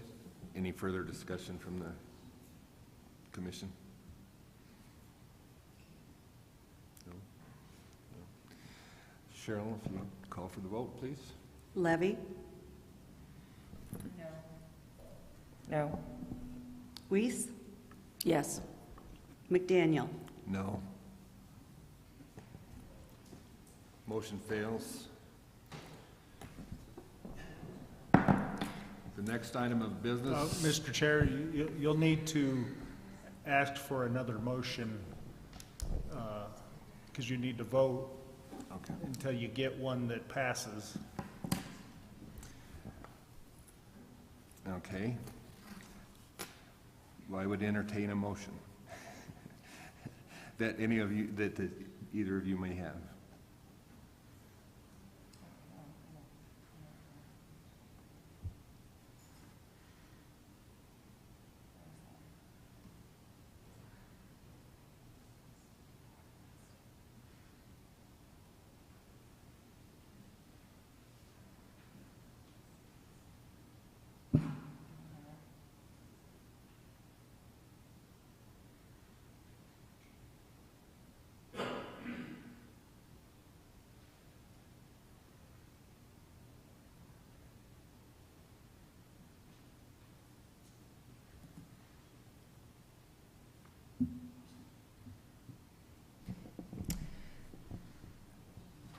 Okay. 1 second. Oh, no. I don't see where, if I'm going to phrase this correctly, but, Maybe I could help you out a little bit. So either you would make another motion to approve based on different criteria if you disagreed with the previous motion's criteria, or you could make a motion to deny based on the failure to meet criteria, one or more of the criteria for approval that are listed in the code. or the table, because I feel like this is a more significant issue, is what I was thinking Sure, about. the table in the code contains, Yeah, but I was So- looking for that alternative language, and I can't really find it. So let me take a stab at it. Oh, gosh. Because I'm a Euclidean zone person, I'm sorry, that's how our code is written, as Euclidean, so I can't wrap my head around other things. It's just me. So would I make a motion that the Planning and Zoning Commission tabling Planning and Zoning Resolution Number 7, a resolution that recommends that the City Council approve the requested rezone from C to commercial to I industrial for a property located at 1050 Lebanon Road, Cortez, Colorado, is more completely described in the resolution with the following findings. I don't know if I need to, there's no findings. I'm tabling it. Making a motion to table. Nancy, you look really uncomfortable. So are you tabling it for more information, or are you trying to just table it to a date certain, or? Yeah, to a date I don't- certain. I feel like this is just me. I'm not ready to make a recommendation personally. Like, I feel like I'm struggling with a couple of things. But the difference would be if you table it, that essentially kills the application, and they would have to reapply and re-notify the neighbors of the new date that would be put on the agenda. If you continue it to a date certain, then there's no Yes. re-notification. Continue to a date certain. Okay, Thank and you. I you- misread. I saw the tabling in the language, so I'd move to continue versus tabling. So you should probably request a new Can I date reread that? so that you actually So state. your next meeting would, or we hope, I don't know if this has been discussed yet, would be July 18th. Your next regular meeting falls on the 4th of July. And so we were discussing moving it to a third Tuesday, which is July 18th.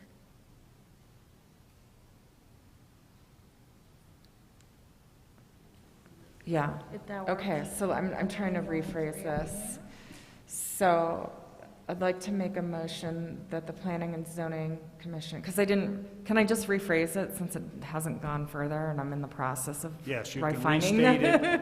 It hasn't been, Restating. there's no second yet, so Right, you can okay. restate it. Whew, all right. I would like to make a motion that the Planning and Zoning Commission continue P and Z Resolution Number 7, a resolution that recommends that City Council approve the requested rezone from C Commercial to I Industrial for property located at 1050 Lebanon Road, and to July 18th, 2023. At 6:30 PM. At 6:30 PM. And Or soon thereafter, since that's when the meeting vote, starts. and then I'll talk about it.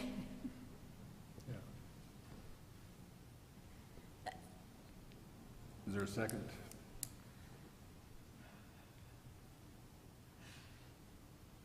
Second. Thank you. Any further discussion? Can you say something after there's a second and there's discussion? Yeah, there's a discussion. I'm just looking at Nancy's face. The only discussion I want to make, and maybe it's for everybody, if this motion passes, and if it's continued, so it would be continued to their next meeting, which would be July 18th. You all may know there's only 3 of them, and our normal planning commission is 5 members.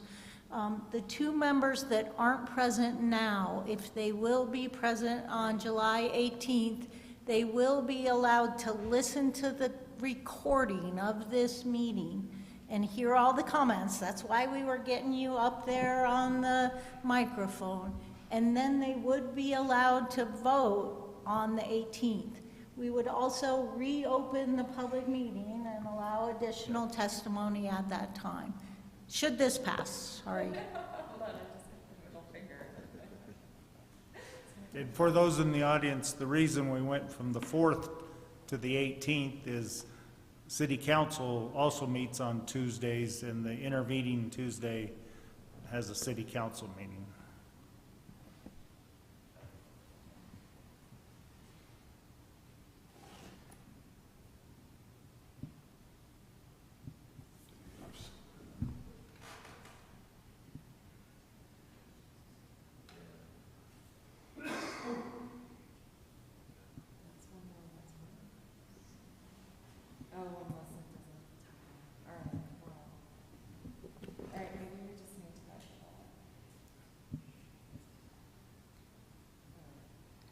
The motion was moved and seconded. I'm sorry? Okay, I'm rethinking myself. Okay. This is the messy process, you But, guys. yeah, bear with us because this isn't as simple as it appears.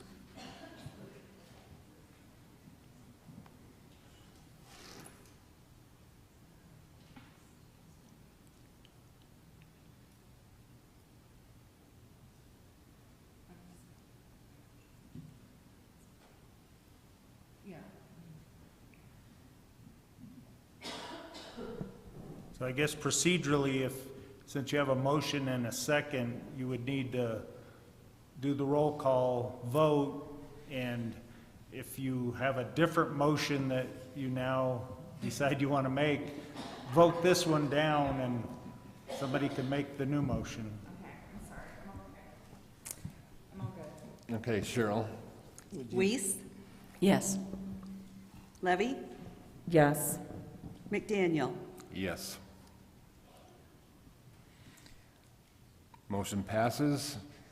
Does that then, Nancy, or does that then postpone the rest of the resolutions, like the CUP or anything like that? Well, not necessarily. The CUP would be a discrete use, I mean, a discrete permit. It's possible, and for everyone's benefit, they're a recommending body here. It might make sense for you to continue the CUP on this property, but you do need to take up the rezoning on the other property and the CUP companion for that also. If you want me to cut it short.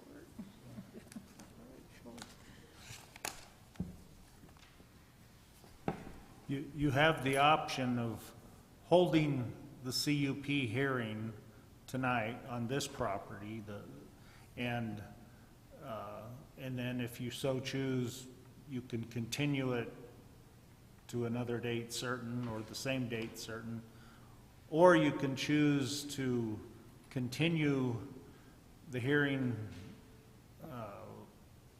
without holding the entire hearing and wait for 5 members of the commission presumably will be there at the next hearing.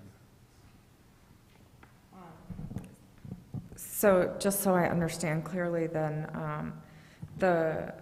it would be for item C, 4C, would be about this property, but a conditional use permit in the commercial, with the commercial zoning currently that we're talking about. Or it could be industrial too, based on what council does, but just the conditional use permit. And since there are a number of people in the audience, I guess you may decide to go ahead and hold the hearing tonight, because some of them may not be able to make the July 18th meeting, but they're here now, and take their input. As I said, the other two planning commissioners can listen to the recording and read all the written input before, and they can then vote at the continued date. Or you can vote to approve or deny tonight if you want to, for the CUP.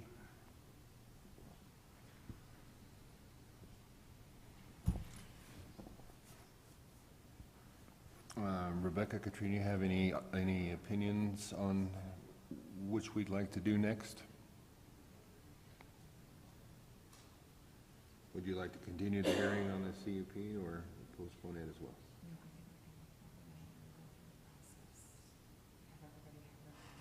Okay. Does that work for you? All right, we'll move on to the next resolution. Resolution number 10, Series 2023, Independent Log Company, same on same. We're dealing with now the CUP, is that correct? Nancy, would you go ahead? Certainly. So the criteria for a conditional use permit are different than for a rezoning. I have them up on the screen, and we've talked about them previously. The other things I wanted to bring up, though, are the comments from our agencies, because there were 3 comments that are particularly applicable to the conditional use permit. I don't think we need to repeat what the land use is. We all know what that is. The 3 conditions I want to highlight are from the Sanitation District, Parks and Rec, and from the city engineer. The Cortez Sanitation District has a sewer line through this property with exposed manholes. They would like to see basically that area be kept available, and there's no big equipment on it, and it be kept clear for access for the sewer line. It's a major trunk line, they say, for the entire north side of the town. Verbally, the applicant, and in an email, the applicants have agreed to do that as a condition. Regarding the city engineer, his comments are a little tough because they combined both properties, but to pull out his comments on this property, he did have concerns with a culvert at the driveway that needs replacing, that he had some concerns with some of the grading that had happened on the property. More particularly, there is a floodplain zone on the northern boundary of the property, which is adjacent to the access road to Carpenter Natural Area. And he is requesting specifically, and I did not have this up on the screen, so the floodplain area is actually along this boundary and down in this area, and he is asking for that area to be kept clear, certainly of all permanent structures, and actually to be cleared off of, what does it say? No fill in that area, certainly, and then for properties to be set back from that area also. When we combine that with our Creighton Wright from the Parks and Rec Department, I think what you'll find is that, and let me just read portions of Creighton's comments, because I think the public has spoke to this quite a bit. Creighton's comment says, as the city's primary representation for parks, open space, forestry, and recreation, I desire to be a good neighbor and respectfully ask that Mr. Moore's business ventures don't negatively impact the recreation pursuits of Cortez residents and visitors. While I do support the business development opportunities, especially the very cool log homes that Mr. Moore proposes to build, I respectfully request mitigation to support the serene Carpenter natural area directly adjacent to the property. The preserved's primary parking lot is directly adjacent to the north of the proposed equipment storage area. The Carpenter natural area is a unique ecological and geologic gem within the city that allows residents and visitors to enjoy the natural scenery and outstanding views without leaving the city. Residents and visitors routinely, some daily, use the space for trail walking, birding, light hiking, mountain biking, and generally the opportunity to get outside and enjoy nature literally out their back doors. I request mitigation by the adjacent property owner to screen, protect, and preserve the natural aesthetic value and uniquely serene environment found at the Carpenter Open Space Preserve. He specifically requested the following mitigation: secure and preserve the water quality of inflow into ponds and streams, prevent harmful chemicals and toxins from washing into downstream waterways, restrict access to preserved drives and parking areas from the equipment, supplies, and deliveries to Mr. Moore's business, prevent any waste, construction debris, or other byproducts from blowing or coming onto the preserve or associated areas, and provide buffer and naturally oriented visual screening along Mr. Moore's northern and eastern property boundary. The proposed naturally oriented visual screen should be large, 20-foot tall evergreen trees planted approximately 20 foot on center and staggered. The proposed buffer is 50 feet. So the comments here from our Parks and Rec Department request a 50-foot setback off of the northern property line and the eastern property line, which are the ones adjacent to the park, and physically the residential properties also. He's asking for some significant vegetative buffer and visual screen in those properties also, although I must say that providing that visual screen along the southeastern border may be a little difficult due to the topography. It's steep in there. I'm not sure about his planting, but that is something that could be discussed also. So I wanted to go over that in detail, because I do believe that that might address some of the concerns that we have, certainly with the Carpenter natural area. So let me just sum that up. With that, staff did recommend approval of the conditional use permit, but there are some significant conditions. Number one, that our standard meet all requirements of utility providers, so that means the sanitation district, city departments, that's our engineering department, and our Parks and Rec department, and any other districts. That's sort of our covering ourselves. I repeated that the applicant must meet all requirements of the Cortez Sanitation District regarding protection of manholes and existing sewer lines. The address shall be clearly marked for emergency response. Applicant comply with the submitted project narrative at all times. A subdivision plat approved by the City Council shall be required prior to the issuance of any building permits on the property.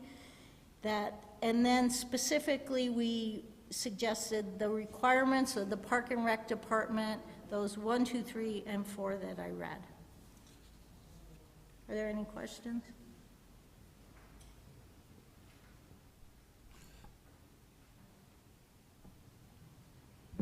Any questions for Nancy?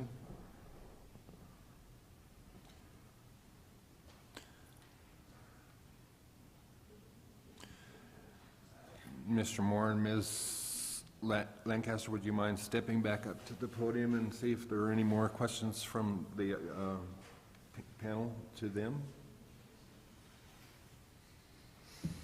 This might be an error in futility. Sorry to make you get up and go down and get up and get down. Just think your steps are adding up. So. Yeah. Any questions for the owners? Do you all mind sharing with us kind of your plans for buffering? Yeah, so I had already, had that in mind before the city or the engineer got involved, but yeah, I'm gonna put rocks around that, northern, eastern boundary. And then I had already, I'm not against trees, I was already kinda considering that, probably plant some trees all along that northern, property line there. And, so it's like I said earlier, if I could get a little bit of a break and, get a chance to do some of this, maybe I can get something done.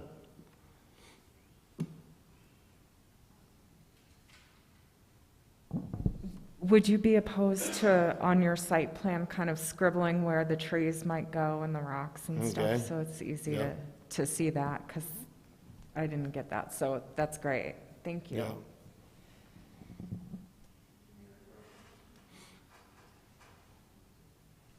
All right, thank you, guys. If you could, now we'll open it to public comment.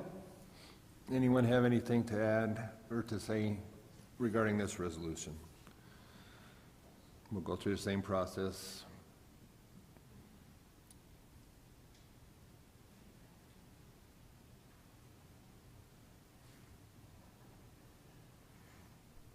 I would just like some clarification. I'm not really clear what's happening. So if we go ahead and approve this portion, what is it, special action, what is it called? Conditional use, does that mean that they get to go ahead now and continue working without rezoning? I don't really understand where we're at. Well, just to clarify, the Planning Commission is a recommendation only, so this would not be an approval. It's, regardless of whether they approve or deny, it will have to go on to the City Council for final decision. I see. So it doesn't mean that they could go back to work and keep moving dirt right now until you have rezoned. Is that correct?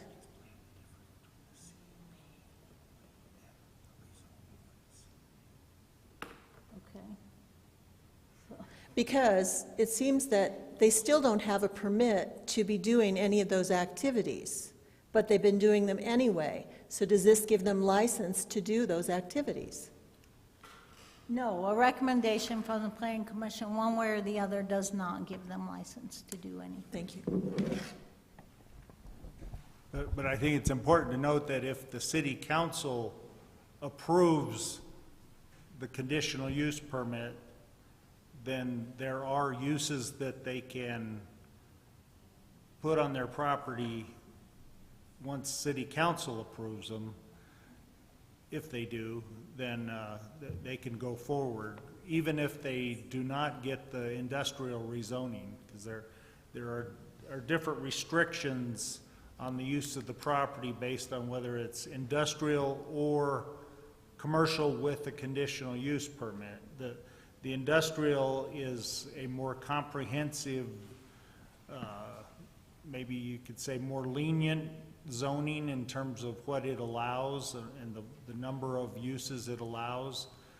But, and Nancy, you evaluated it both as a CUP and as a industrial zoning, rezoning, so. Yeah, I don't know that I need to add to that. I think you got it. We should clarify that they were issued grading permits from our engineering department, so some grading can occur still on that property. Both properties on it, actually.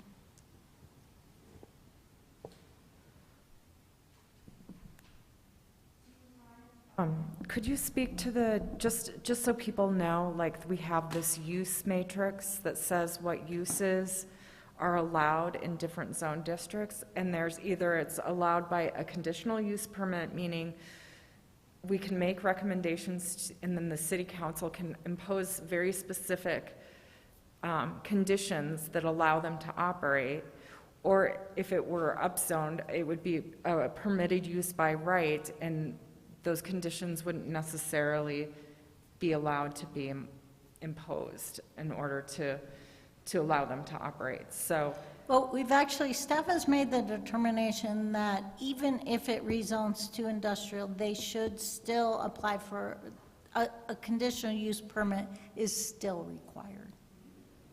Given the outdoor storage uses and yeah.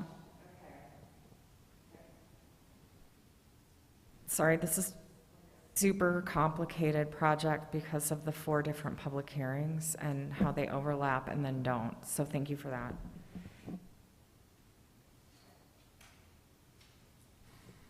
Any other comments from the audience?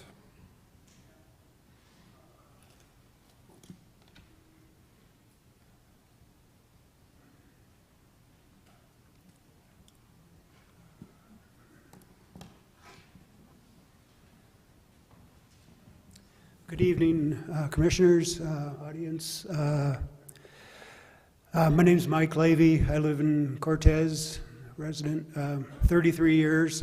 I'm a lover of the Carpenter area. I love Cortez. The proposals for the log building outfit there near the park, if the company fulfills all the criteria, the planning and zoning has no choice. They have to fulfill all, if they fulfill all the conditions, it's a rule of law. You know, we can't, just because people don't think it belongs there, it shouldn't be there. But it started off without permits, without the code inspector knowing about it. Some of the people claim they weren't notified of the construction or of the proposed changes. So I think the planning and zoning and the city council owes it to the public to regain their confidence. They allowed this to happen. It was obvious, that the people were, moving equipment there and grading, and nothing was done until somebody blew a whistle and then they got the permit. So I would hope that the planning and zoning and the city really enforce the requirements for mitigation of this operation if it is passed. We know from experience, if we deny a permit and all the requirements were covered, we lose. We have to follow the rule of law. But the applicants also had to follow the rules. And they didn't follow the rules to begin with, and so we expect them to be good neighbors, and do everything in their possibility, and maybe even go the extra mile to convince the citizens of Cortez that we value progress, we value businesses, but we also value the thoughts and wishes of our residents. Thank you. Thank you, Mike. Anyone else care to speak?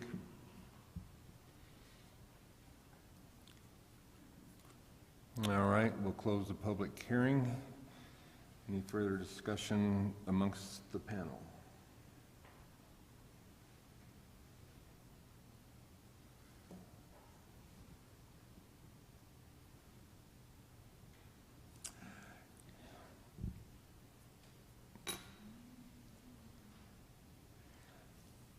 There is none.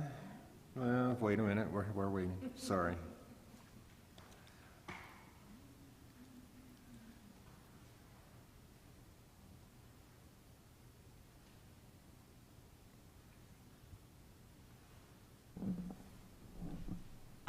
So this might be a question for staff. If there needs to be a more clear site plan on this property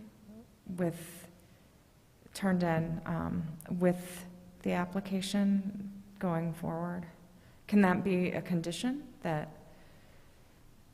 So are you considering continuing it and requesting Additional information so that the application is clear on paper, because, correct me if I'm wrong, but I don't think I have anything to scale. Did I miss that in the packet? Okay, because there's nothing saying what, on here, what a grid is, like how many feet? Or is that equipment storage going to be in the setback, or some of those? To comply with some of the conditions of approval, they would need to revise the site plan as currently submitted. Okay. And would that be in stating those conditions through the resolution process? Would that happen before it would go? Could that be the condition before it goes to city council, or does it make more sense for a continuance for more information? You could do it either way, whatever you're most comfortable with. Sorry. I mean, why are you doing this to me? Just kidding.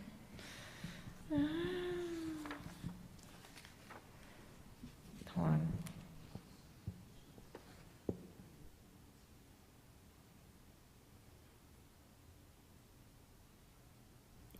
So Nancy, to be clear, this would be approving a conditional use on commercial only, right? Because the rezoning is not happening yet. Is that correct? well, not necessarily. I mean, it's not rezoned yet, so you would be recommending approval of the conditional use permit, whether or not the city council approved the rezoning.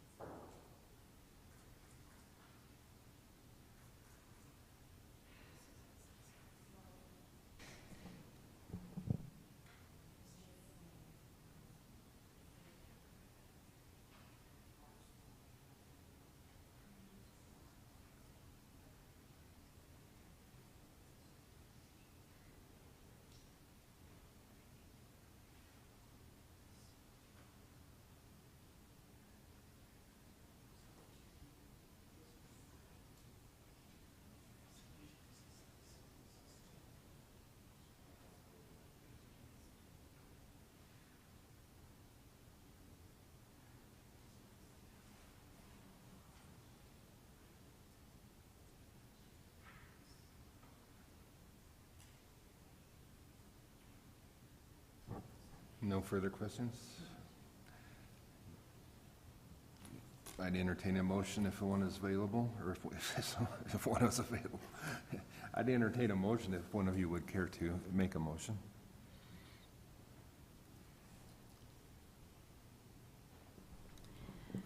I make a motion that we continue to July 18th until we get a site plan that's a little more specific. Second. Is there a second?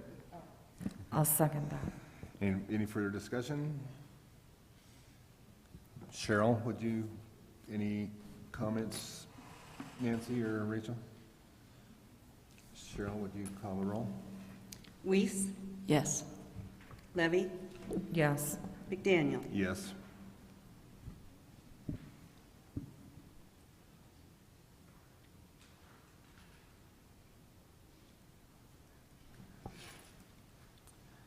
All right.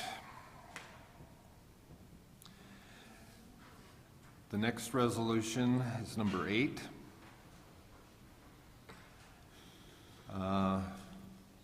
Rezoning from commercial highway C to industrial on 12026 north, or Highway 491.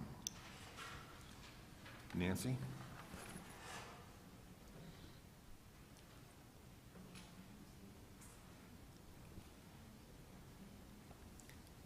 So this request is very similar request, different property.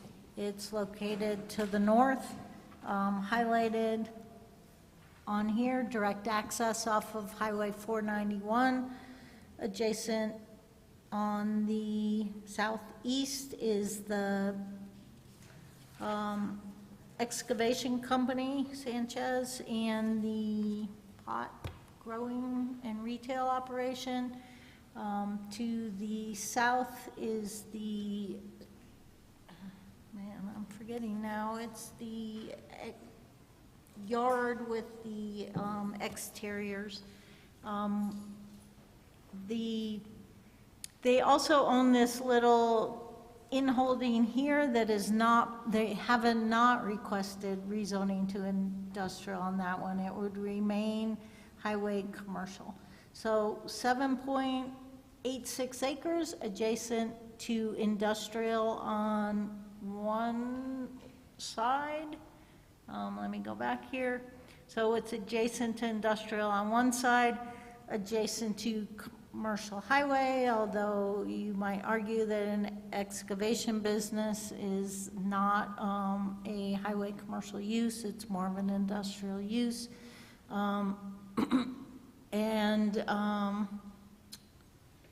Same issues really, less impact on the natural area and no adjacent residential zoning.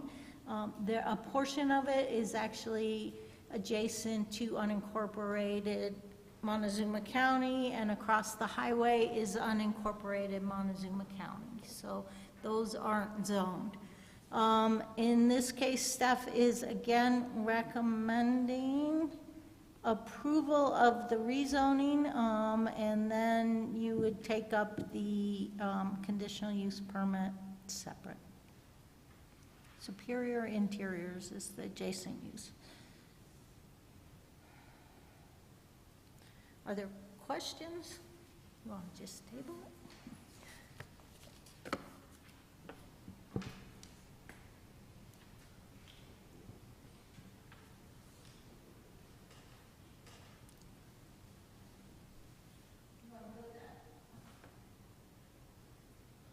Any questions? This is Resolution 8. I'm sorry. 8?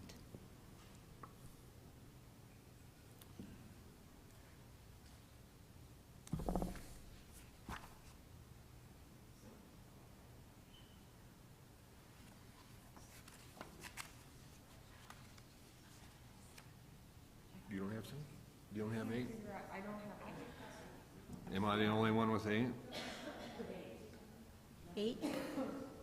We don't have resolution 8 in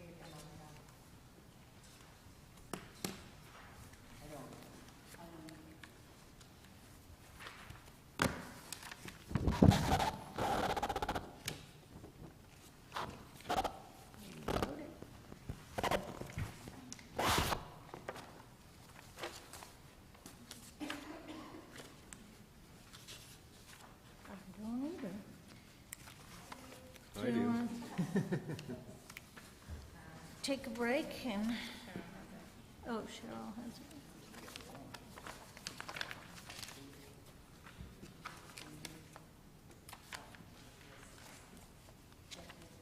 Oh, there it is. Yeah, I have it too.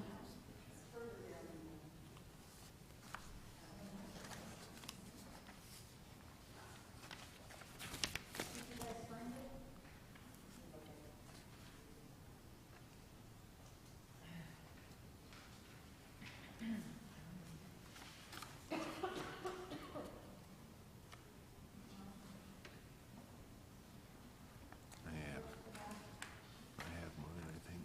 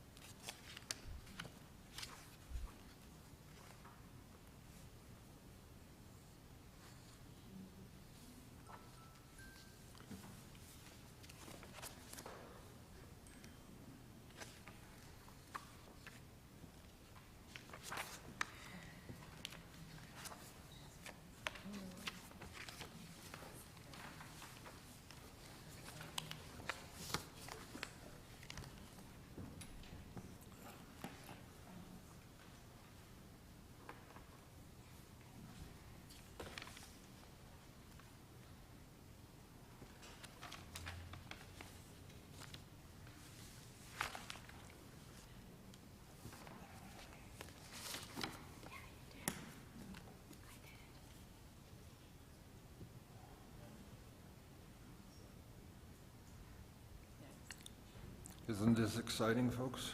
All of the documentation was attached to the first two, so it's going to be further down in that resolution.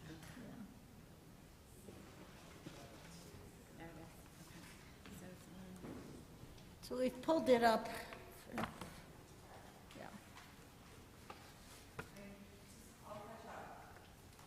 It's towards the back.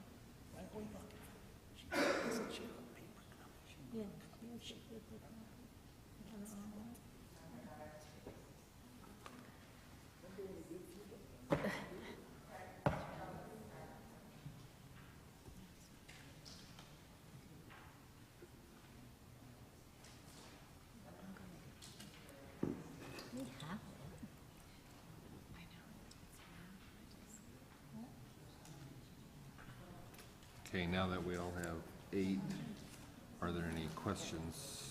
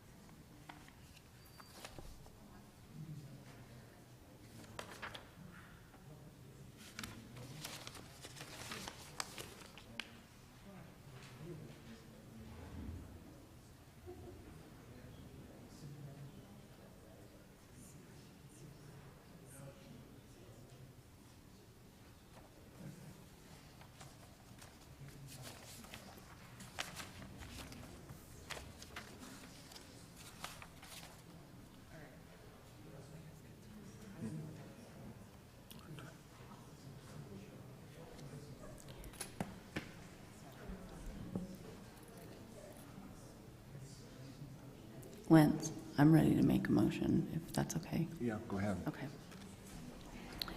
I make a motion that the Planning and Zoning Commission recommends that the Cortez City Council approve the requested rezone from C, Highway Commercial, to I, Industrial, for the property located at 10206 Highway 491, Cortez, Colorado, a tract of land in the southeast, 4th northeast 4 of Section 22, Township 36 North, Range 16 West, NMPM as described in the staff report, and as submitted by the owners through P&Z Resolution Number 8, Series 2023, with the following findings. A, the property is adjacent to existing industrial uses.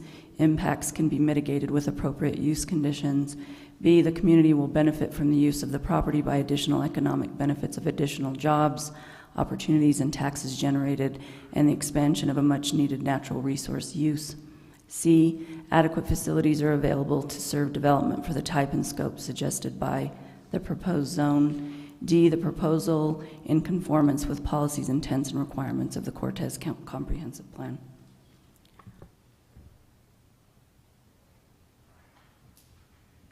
I'll second that. Any further discussion?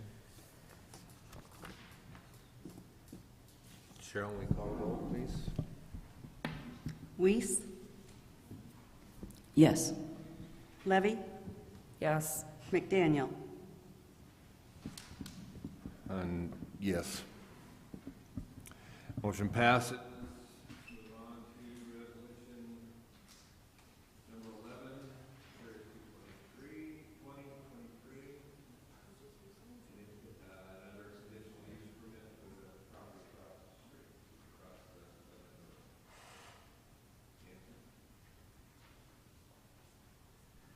Sorry, I took my packet apart, so,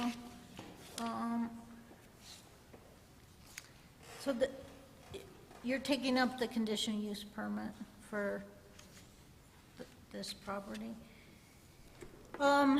So same uses on the property. In this case, comments are much less, no specific comments from Parks and Rec. There are specific and detailed comments from the city engineer regarding some grading that occurred on the property.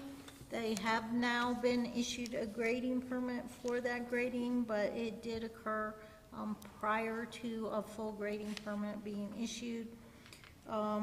The city engineer has some detailed comments regarding the engineering concerns with the grading that has occurred at 10206 Highway 491. Other than that, they are proposing the log home manufacturing on this property and some logs furniture yard where they would construct the log furniture and the log homes. I can go over it, but I know we're all tired. Staff is recommending approval of the conditional use permit. We have a number of conditions. Let me make sure I get them up here. That they, oops, we're not plugged in, but I've got it at least. That they comply with all city department comments, that they again mark the address clearly, that they comply with their submitted project narrative at all times. What? Oh, I'm just gonna go over that then. That they,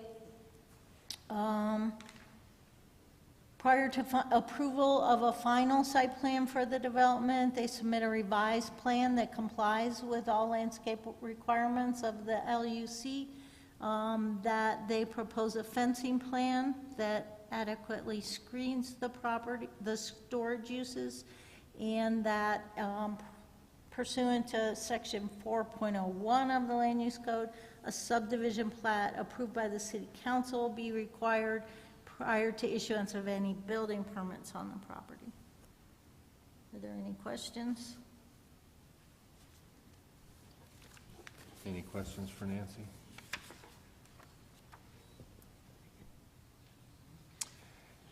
Any public comment?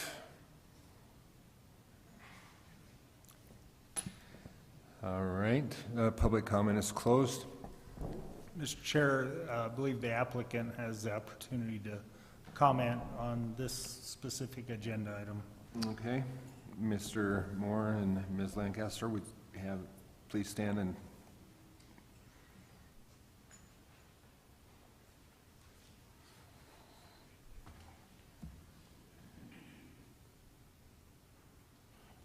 This particular property, we did have a grading permit on it. Then we got dispatched to New Mexico. I wasn't aware that the permit was only good for 6 months. So when we got back from the fire, we went to work on it and discovered later that the permit was expired. But both properties are currently have permits for grading at this point.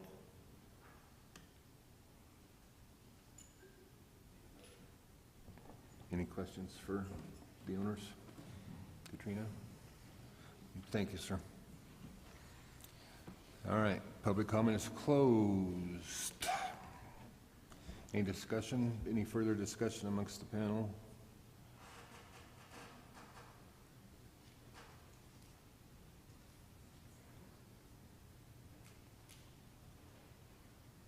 If If you're ready, I will accept the motion.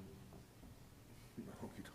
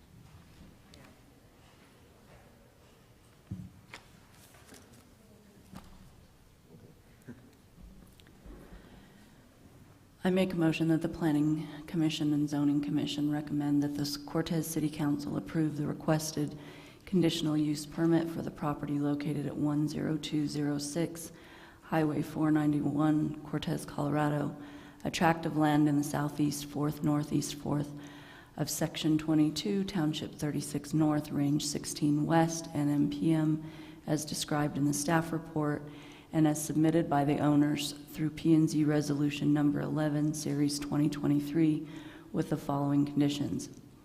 Do I need to read them again? They're the same conditions that were in the first one. They're listed up there. Is there a second? I'll second. Any further discussion? Cheryl, would you call the roll, please? Weiss? Yes. Levy? Yes. McDaniel? Yeah. Yes. All right, we're through with the properties on Lebanon Road.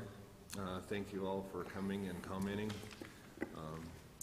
Like to say, be aware that this still has to be approved by City Council, and just watch the public notices or check the webpage for the City Council agenda when this will come up, and you will be certainly able to make comments then. Thanks everyone for attending. We have some unfinished business. I believe, Rachel, are the zoning people on Zoom ready for us, or are they around? Thank you all. Yeah, just give it a couple minutes.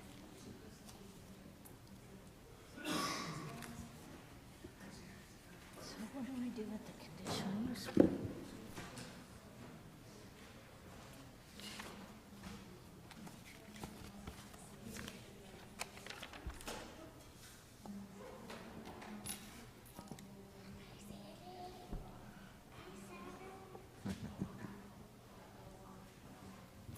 Just one quick second.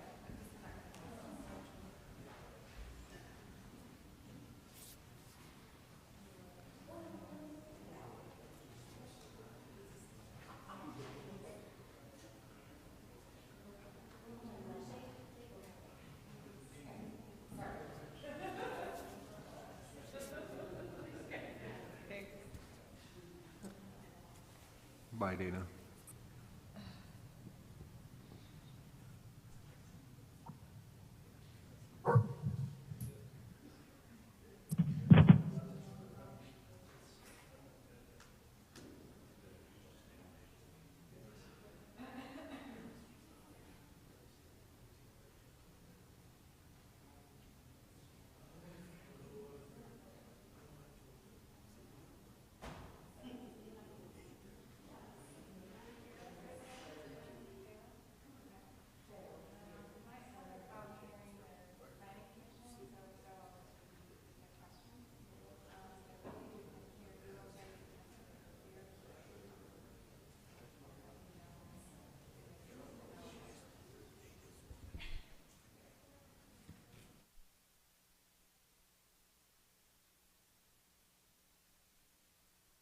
Okay, now I have to find my voice. All right, well, in the interest of time, I know it's getting kind of late in the evening. We have a little presentation for you just to give you an update on the land use code and housing policy update. We did reserve some time at the end for some discussion, but we can kind of see where everybody's at once we get through the presentation. So without further ado, I will share my screen. Can everybody see that okay? Okay, fantastic. All right, so a quick project overview, or our agenda for this evening will be a quick project overview, just a quick update on the listening sessions that we held last month, a quick update on the housing plan, and then, like I said, if we have time and energy, we can do a little bit of a general discussion.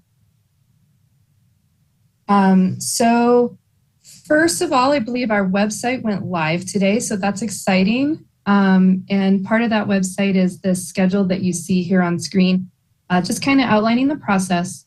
So the foundation of the project was really a project kickoff. We came out, all the consultants were in town to do a tour of the city with staff. It was fantastic. We got to see a lot of great projects and potential projects. We held a series of in-person listening sessions during that time, and then followed up with some additional virtual listening sessions with community members. We've also built some branding and guiding principles that I'll go over here shortly. Following that, we've dove into our assessment report. So we're starting to review the existing code against what we heard through the listening sessions, and just kind of with our own professional expertise to see if there's any red flags that need to be addressed. That will result in an issue analysis that will come to you all here in the next month or so. And we plan to present that at a joint Planning Commission and City Council work session. I should mention we've also, in this phase 1 and 2, we've been having some housing conversations to update the housing plan. Once we get the assessment report done, that'll align pretty well with completion of the housing plan. And we will dive into drafting the code. So we'll draft in a series of modules so that we can bring forward small portions of the code in kind of bite-sized chunks, both to staff and our advisory committee that we'll be engaging with, and as well as yourselves. So as you can see in that kind of phase 3, there's several touch points. There's community advisory committee meetings. We'll have some community forums, topic specific as needed, and additional planning and zoning and city council work sessions. That'll lead us up to adoption, hopefully about this time next year. We're looking kind of June of 2024. Hopefully by then we've had the different modules in front of you enough that everyone feels fairly comfortable with the document, and we can make any final adjustments, have final public hearings, final public outreach, and hopefully get you guys a new code. Any questions about that?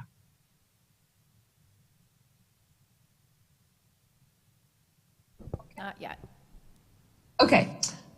Branding and guiding principles. We worked with a small team, kind of a project management team at the beginning of the project to develop these 7 guiding principles to ensure that the land use code is user-friendly, to make the right things easy, to balance flexibility and predictability, engage the public throughout the process, right-size the standards and procedures to Cortez, preserve and enhance the local character, and respond to housing needs.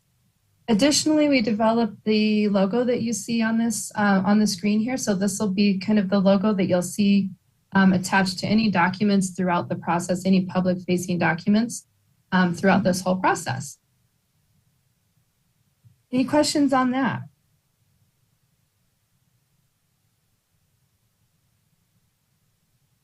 No, thanks. Okay.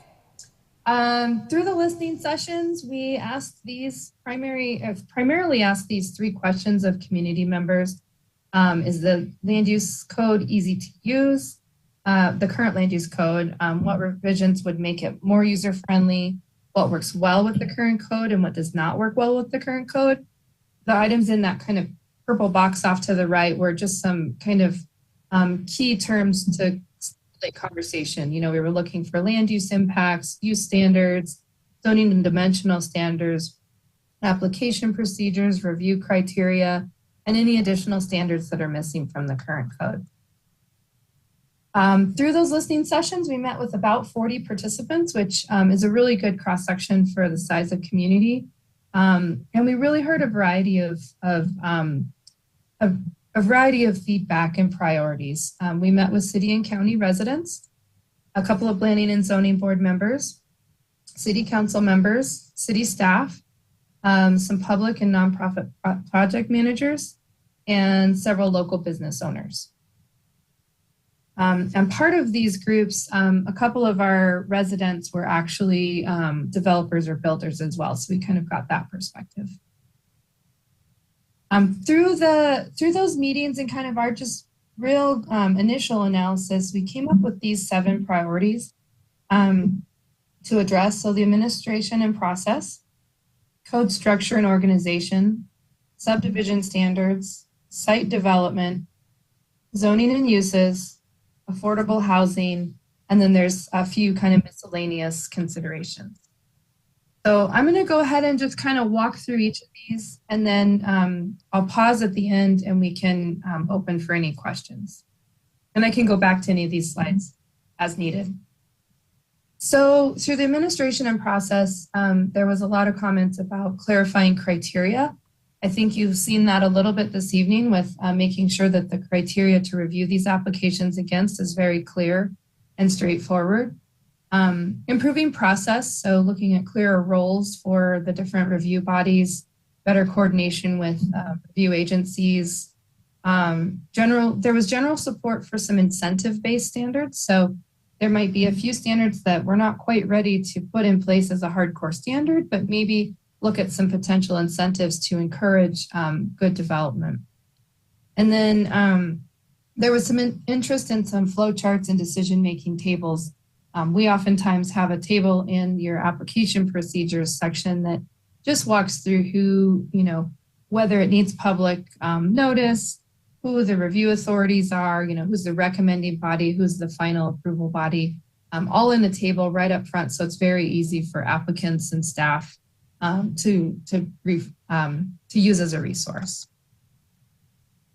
With the code structure, we heard from a lot of people, and we would agree with this, that there's not any major issues with the current code organization, the way that the chapters are laid out. But there is broad support for some more user-friendly language. So simplifying some of the language, eliminating redundancies, just clearing up any of the inconsistencies, overhauling the definitions. We always do that on a code, but that's definitely come up as a comment a few times, including more illustrations to accompany the code language, better aligning the code with the comprehensive plan, and more specific purpose sections within each of the different sections. So just some little cleanup and kind of enhancements there. Subdivision standards, there was quite a few comments on the major versus minor subdivision process needing to be reviewed. And in tandem with that, maybe looking at some administrative review processes if it's a small subdivision under a certain number of parcels. There's some preference for larger parcel subdivisions in more rural areas to support land conservation and wildlife crossings. And then there was some question or some concerns about how bonds or letters of credit need to be used. So making sure that that language is very clear and that we are allowing putting something in place so that there is some recovery if projects don't get completed.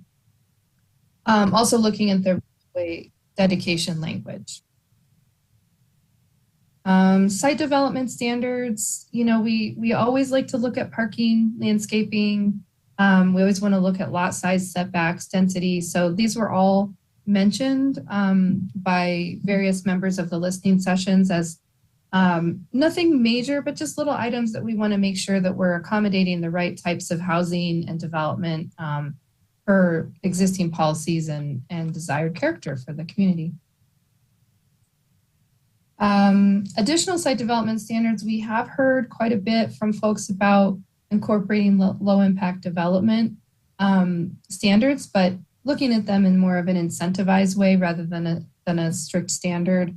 There was some question about including drainage studies to review the floodplains.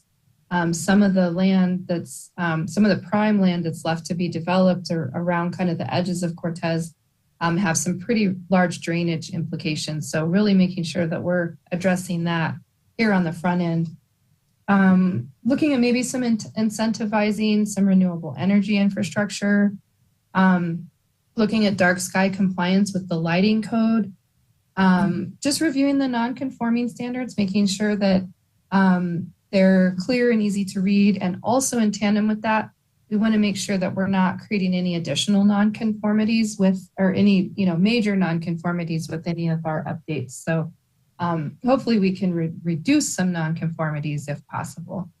And then really promoting adaptive reuse. So reusing existing structures, such as the hotel in town that could be reused as an apartment building or housing, used for housing. So making sure standards are in place that allow that type of use. And then there was some interest in addressing the density of manufactured homes to adhere to fire code. Let's see, zoning and uses. There was actually quite a few conversations about infill housing near downtown and really creating a mixed use downtown core.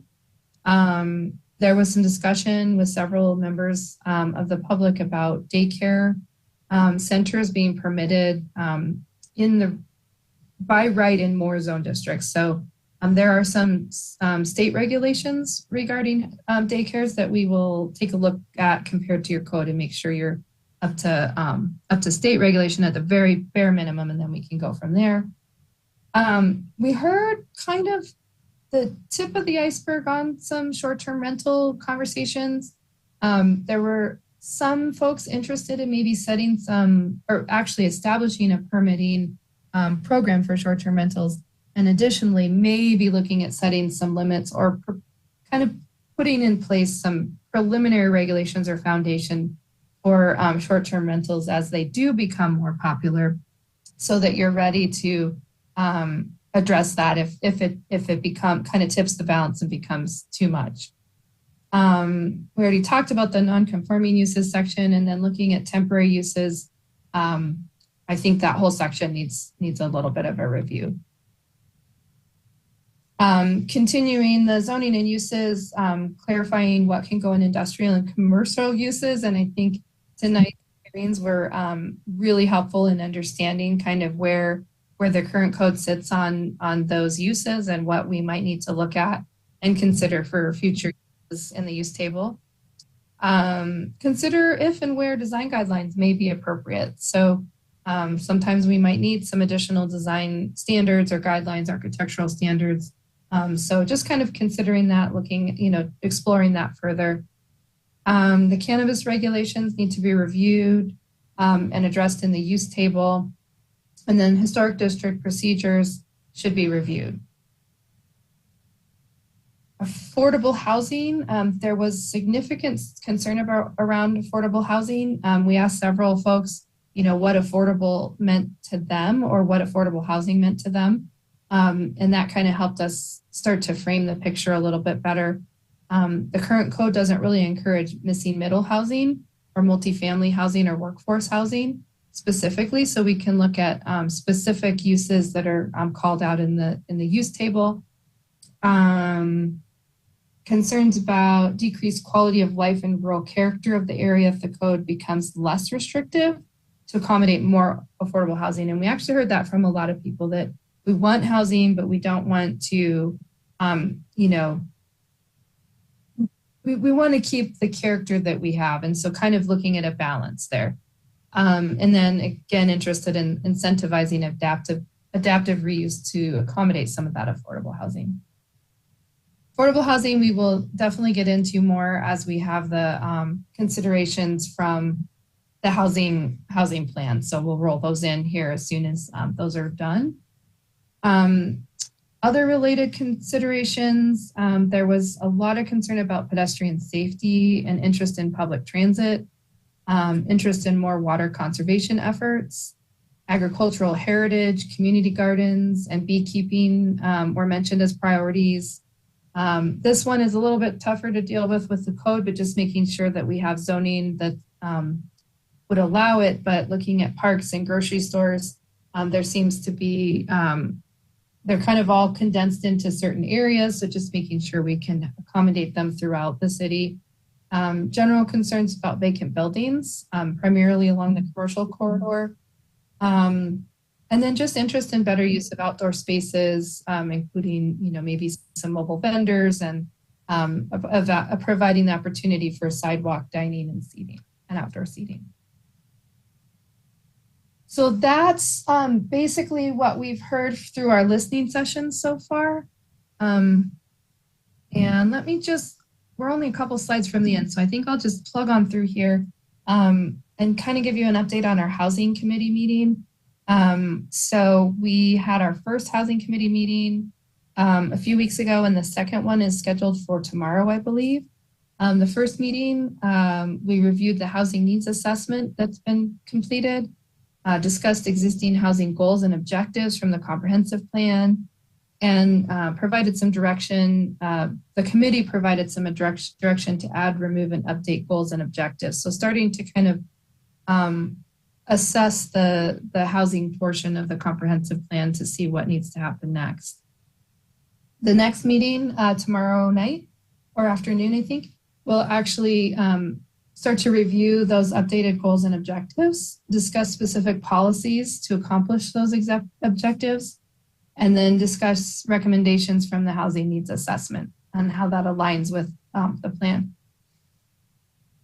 And so like I said, that meeting is tomorrow.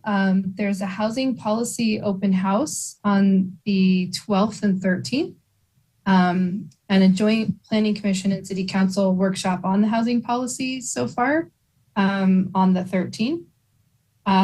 Another planning and zoning commission meeting on the 18th on the housing plan. And then, like I said earlier, while the housing plan is wrapping up, we'll be working on the code assessment report in the background and be able to bring that forward at the end of July. And that is all that I have for kind of giving you guys an update. And if we want to move into some general discussion, if people have any more energy left, here were the same questions we asked of the listening sessions, and we can certainly take some feedback from you all this evening. And I'll take any questions or we're open discussion from here on, so.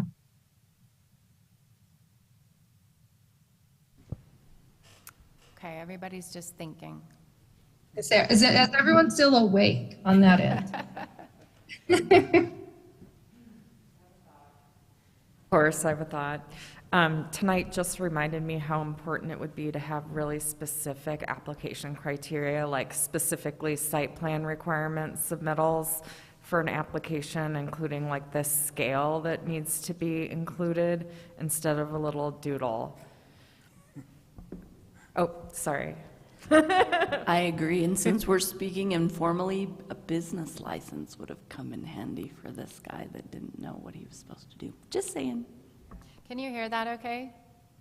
I heard that first comment, yeah, about the application. Okay.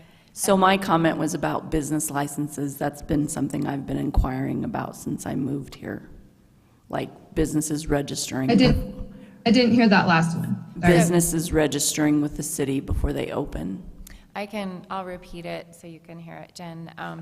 She's suggesting that we have something incorporated about business licenses. Okay. Currently, the city doesn't require business licenses. We have a sales tax license, but no business license requirement. Okay. Good.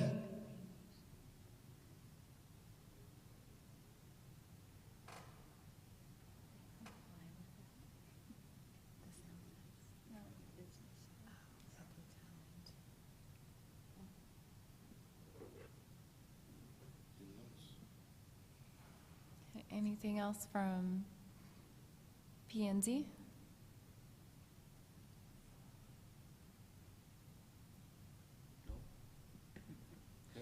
No, I think. Okay, yeah, sorry, we're all just kind of tired here. I understand 100%. I'm on my second or third, what's that? No, apparently it's gone now. My second breath or whatever you say that. So. Yeah, well, good job. You, I think, are the most awake person out of all of us.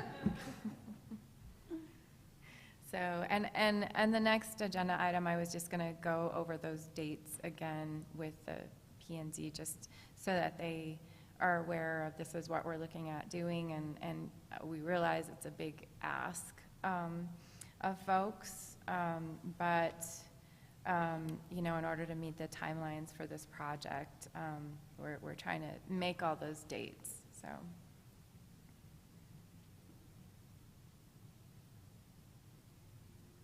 So, and we'll have more updates for you, for the P&Z, right?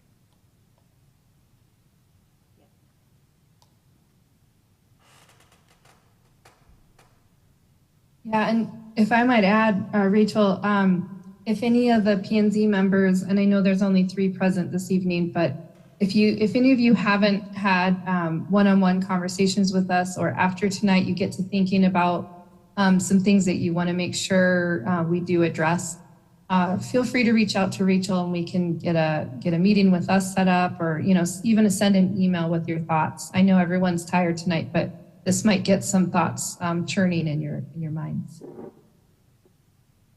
Okay, or I see some heads nodding. Good. Up and down, not just down. Right. Okay. Well, yeah, thank you. Thanks for sitting through all that. Yeah, no problem. It was great to hear those applications and kind of see where some of the problems or pinch points might be. So that's always helpful for us. Great, okay. All right. Well, I guess we will sign off and let you finish your meeting. Okay, have a good night. All right, thanks all. Good night. Okay, Rachel, do you want to brief us on the upcoming policy meeting, or has that already been done with this? It did, just a couple of meeting dates to note, which is July 18th, which we've already talked about rescheduling, and you guys, I think, are in agreement with rescheduling the P&Z meeting from July 4th to July 18th. The next, so I've already sent out a calendar invite, but next week on June 13th, we have a joint council and P&Z meeting, and that is to discuss housing policy recommended changes. And she mentioned we've been meeting with our housing policy steering committee. We have another meeting tomorrow. We're going to have an open house on June 12th and June 13th. So next week, the open house is going to be at the Chamber on June 12th from 12 to 2, and here at City Council from 3 to 5 on June 13th. And then almost just a little following that, we're going to have our joint P&Z and council meeting to discuss the housing policy changes. So this specifically addresses some changes that are needed in the comp plan. And then the next date would be July 25th, I believe. It's the second meeting, the second council meeting in July. We're checking on that real quick. Is it the 26th? Okay. So we'll also have, we'd like to have a joint P&Z and... No, it's 25th. 25th, okay. July 25th is a Tuesday. July. Okay, I thought we were talking the next meeting for the housing. No. Right, well, anyway. Sorry. So July 25th, we're looking at having another joint meeting with the council to discuss, because by that time, the land use code consultants, Logan Simpson, who were just on with us, will have an assessment completed of the land use code. So it's to discuss that. So we'll send you out some calendar invites and more information, but I really just appreciate your help, and I know it's a big ask right now. After this, it'll go quiet for a while, and then they'll start bringing different sections of the code to us to take a look at. But in order to meet the timeline and get through this and get through all the approvals that we would need from council, then we need to try to stick to a schedule.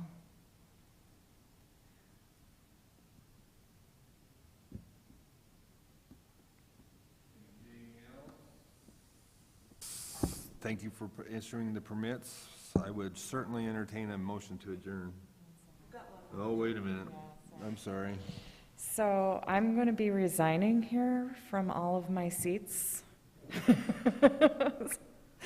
and moving away. That's all I'll say for now. And so I'm on the Drought Committee as a council rep with Lance, so that'll be a position that maybe needs to be offered to a P&Z person.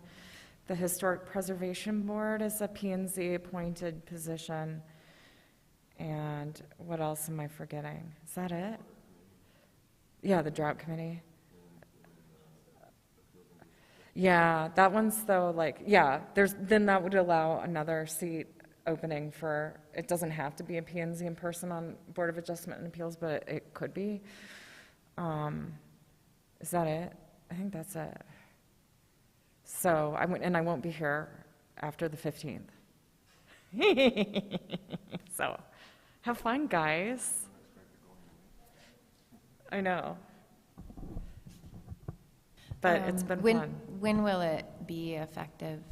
What do you mean? I'm going to attend the Historic Preservation Board meeting tomorrow, and then probably at that point, because if I'm probably going to get packing on the 13th. So you won't be here on July 18th? I will not be here on July 18th. So, yes. No, but I think that being said, it's probably more important that the deciding vote isn't somebody who made it a vote and left. You know what I mean? Sorry. So it'd be good to have somebody who's still going to be on planning and zoning and feel the repercussions, because I was kind of going like, well, I don't really care. I'll be out of here. But then I'm like, no, that's not right. Well, thank you for your service, Becky. Yeah, thank you. It's been fun. For me. So can you tell us where you're moving? Yeah, I've accepted a position with the University of New Hampshire's cooperative extension. So I'm going to be a community and economic development specialist out in New Hampshire. So I'll have to be in a staff position, so I won't be able to voice my opinions as much. You know what I mean? That's what I'll miss about being, what? Oh, no, it's true. I have to switch a different role and wear a different hat and put on a different persona.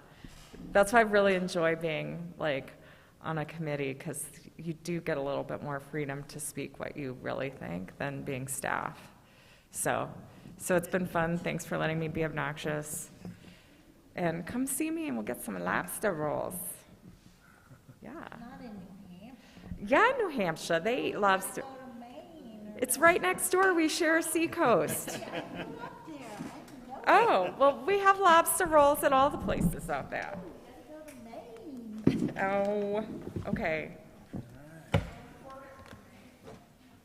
You can go hiking in the White Mountains. They have to do their vote. You gotta go down to Cape Cod. I move we adjourn. That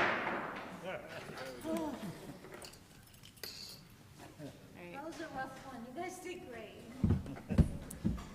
Sean texted me and said that he has a couple of extra beds. Yeah, like if you want some for his office.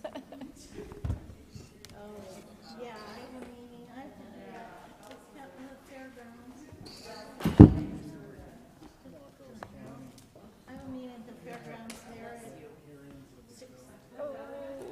have to go? Okay, have a good night.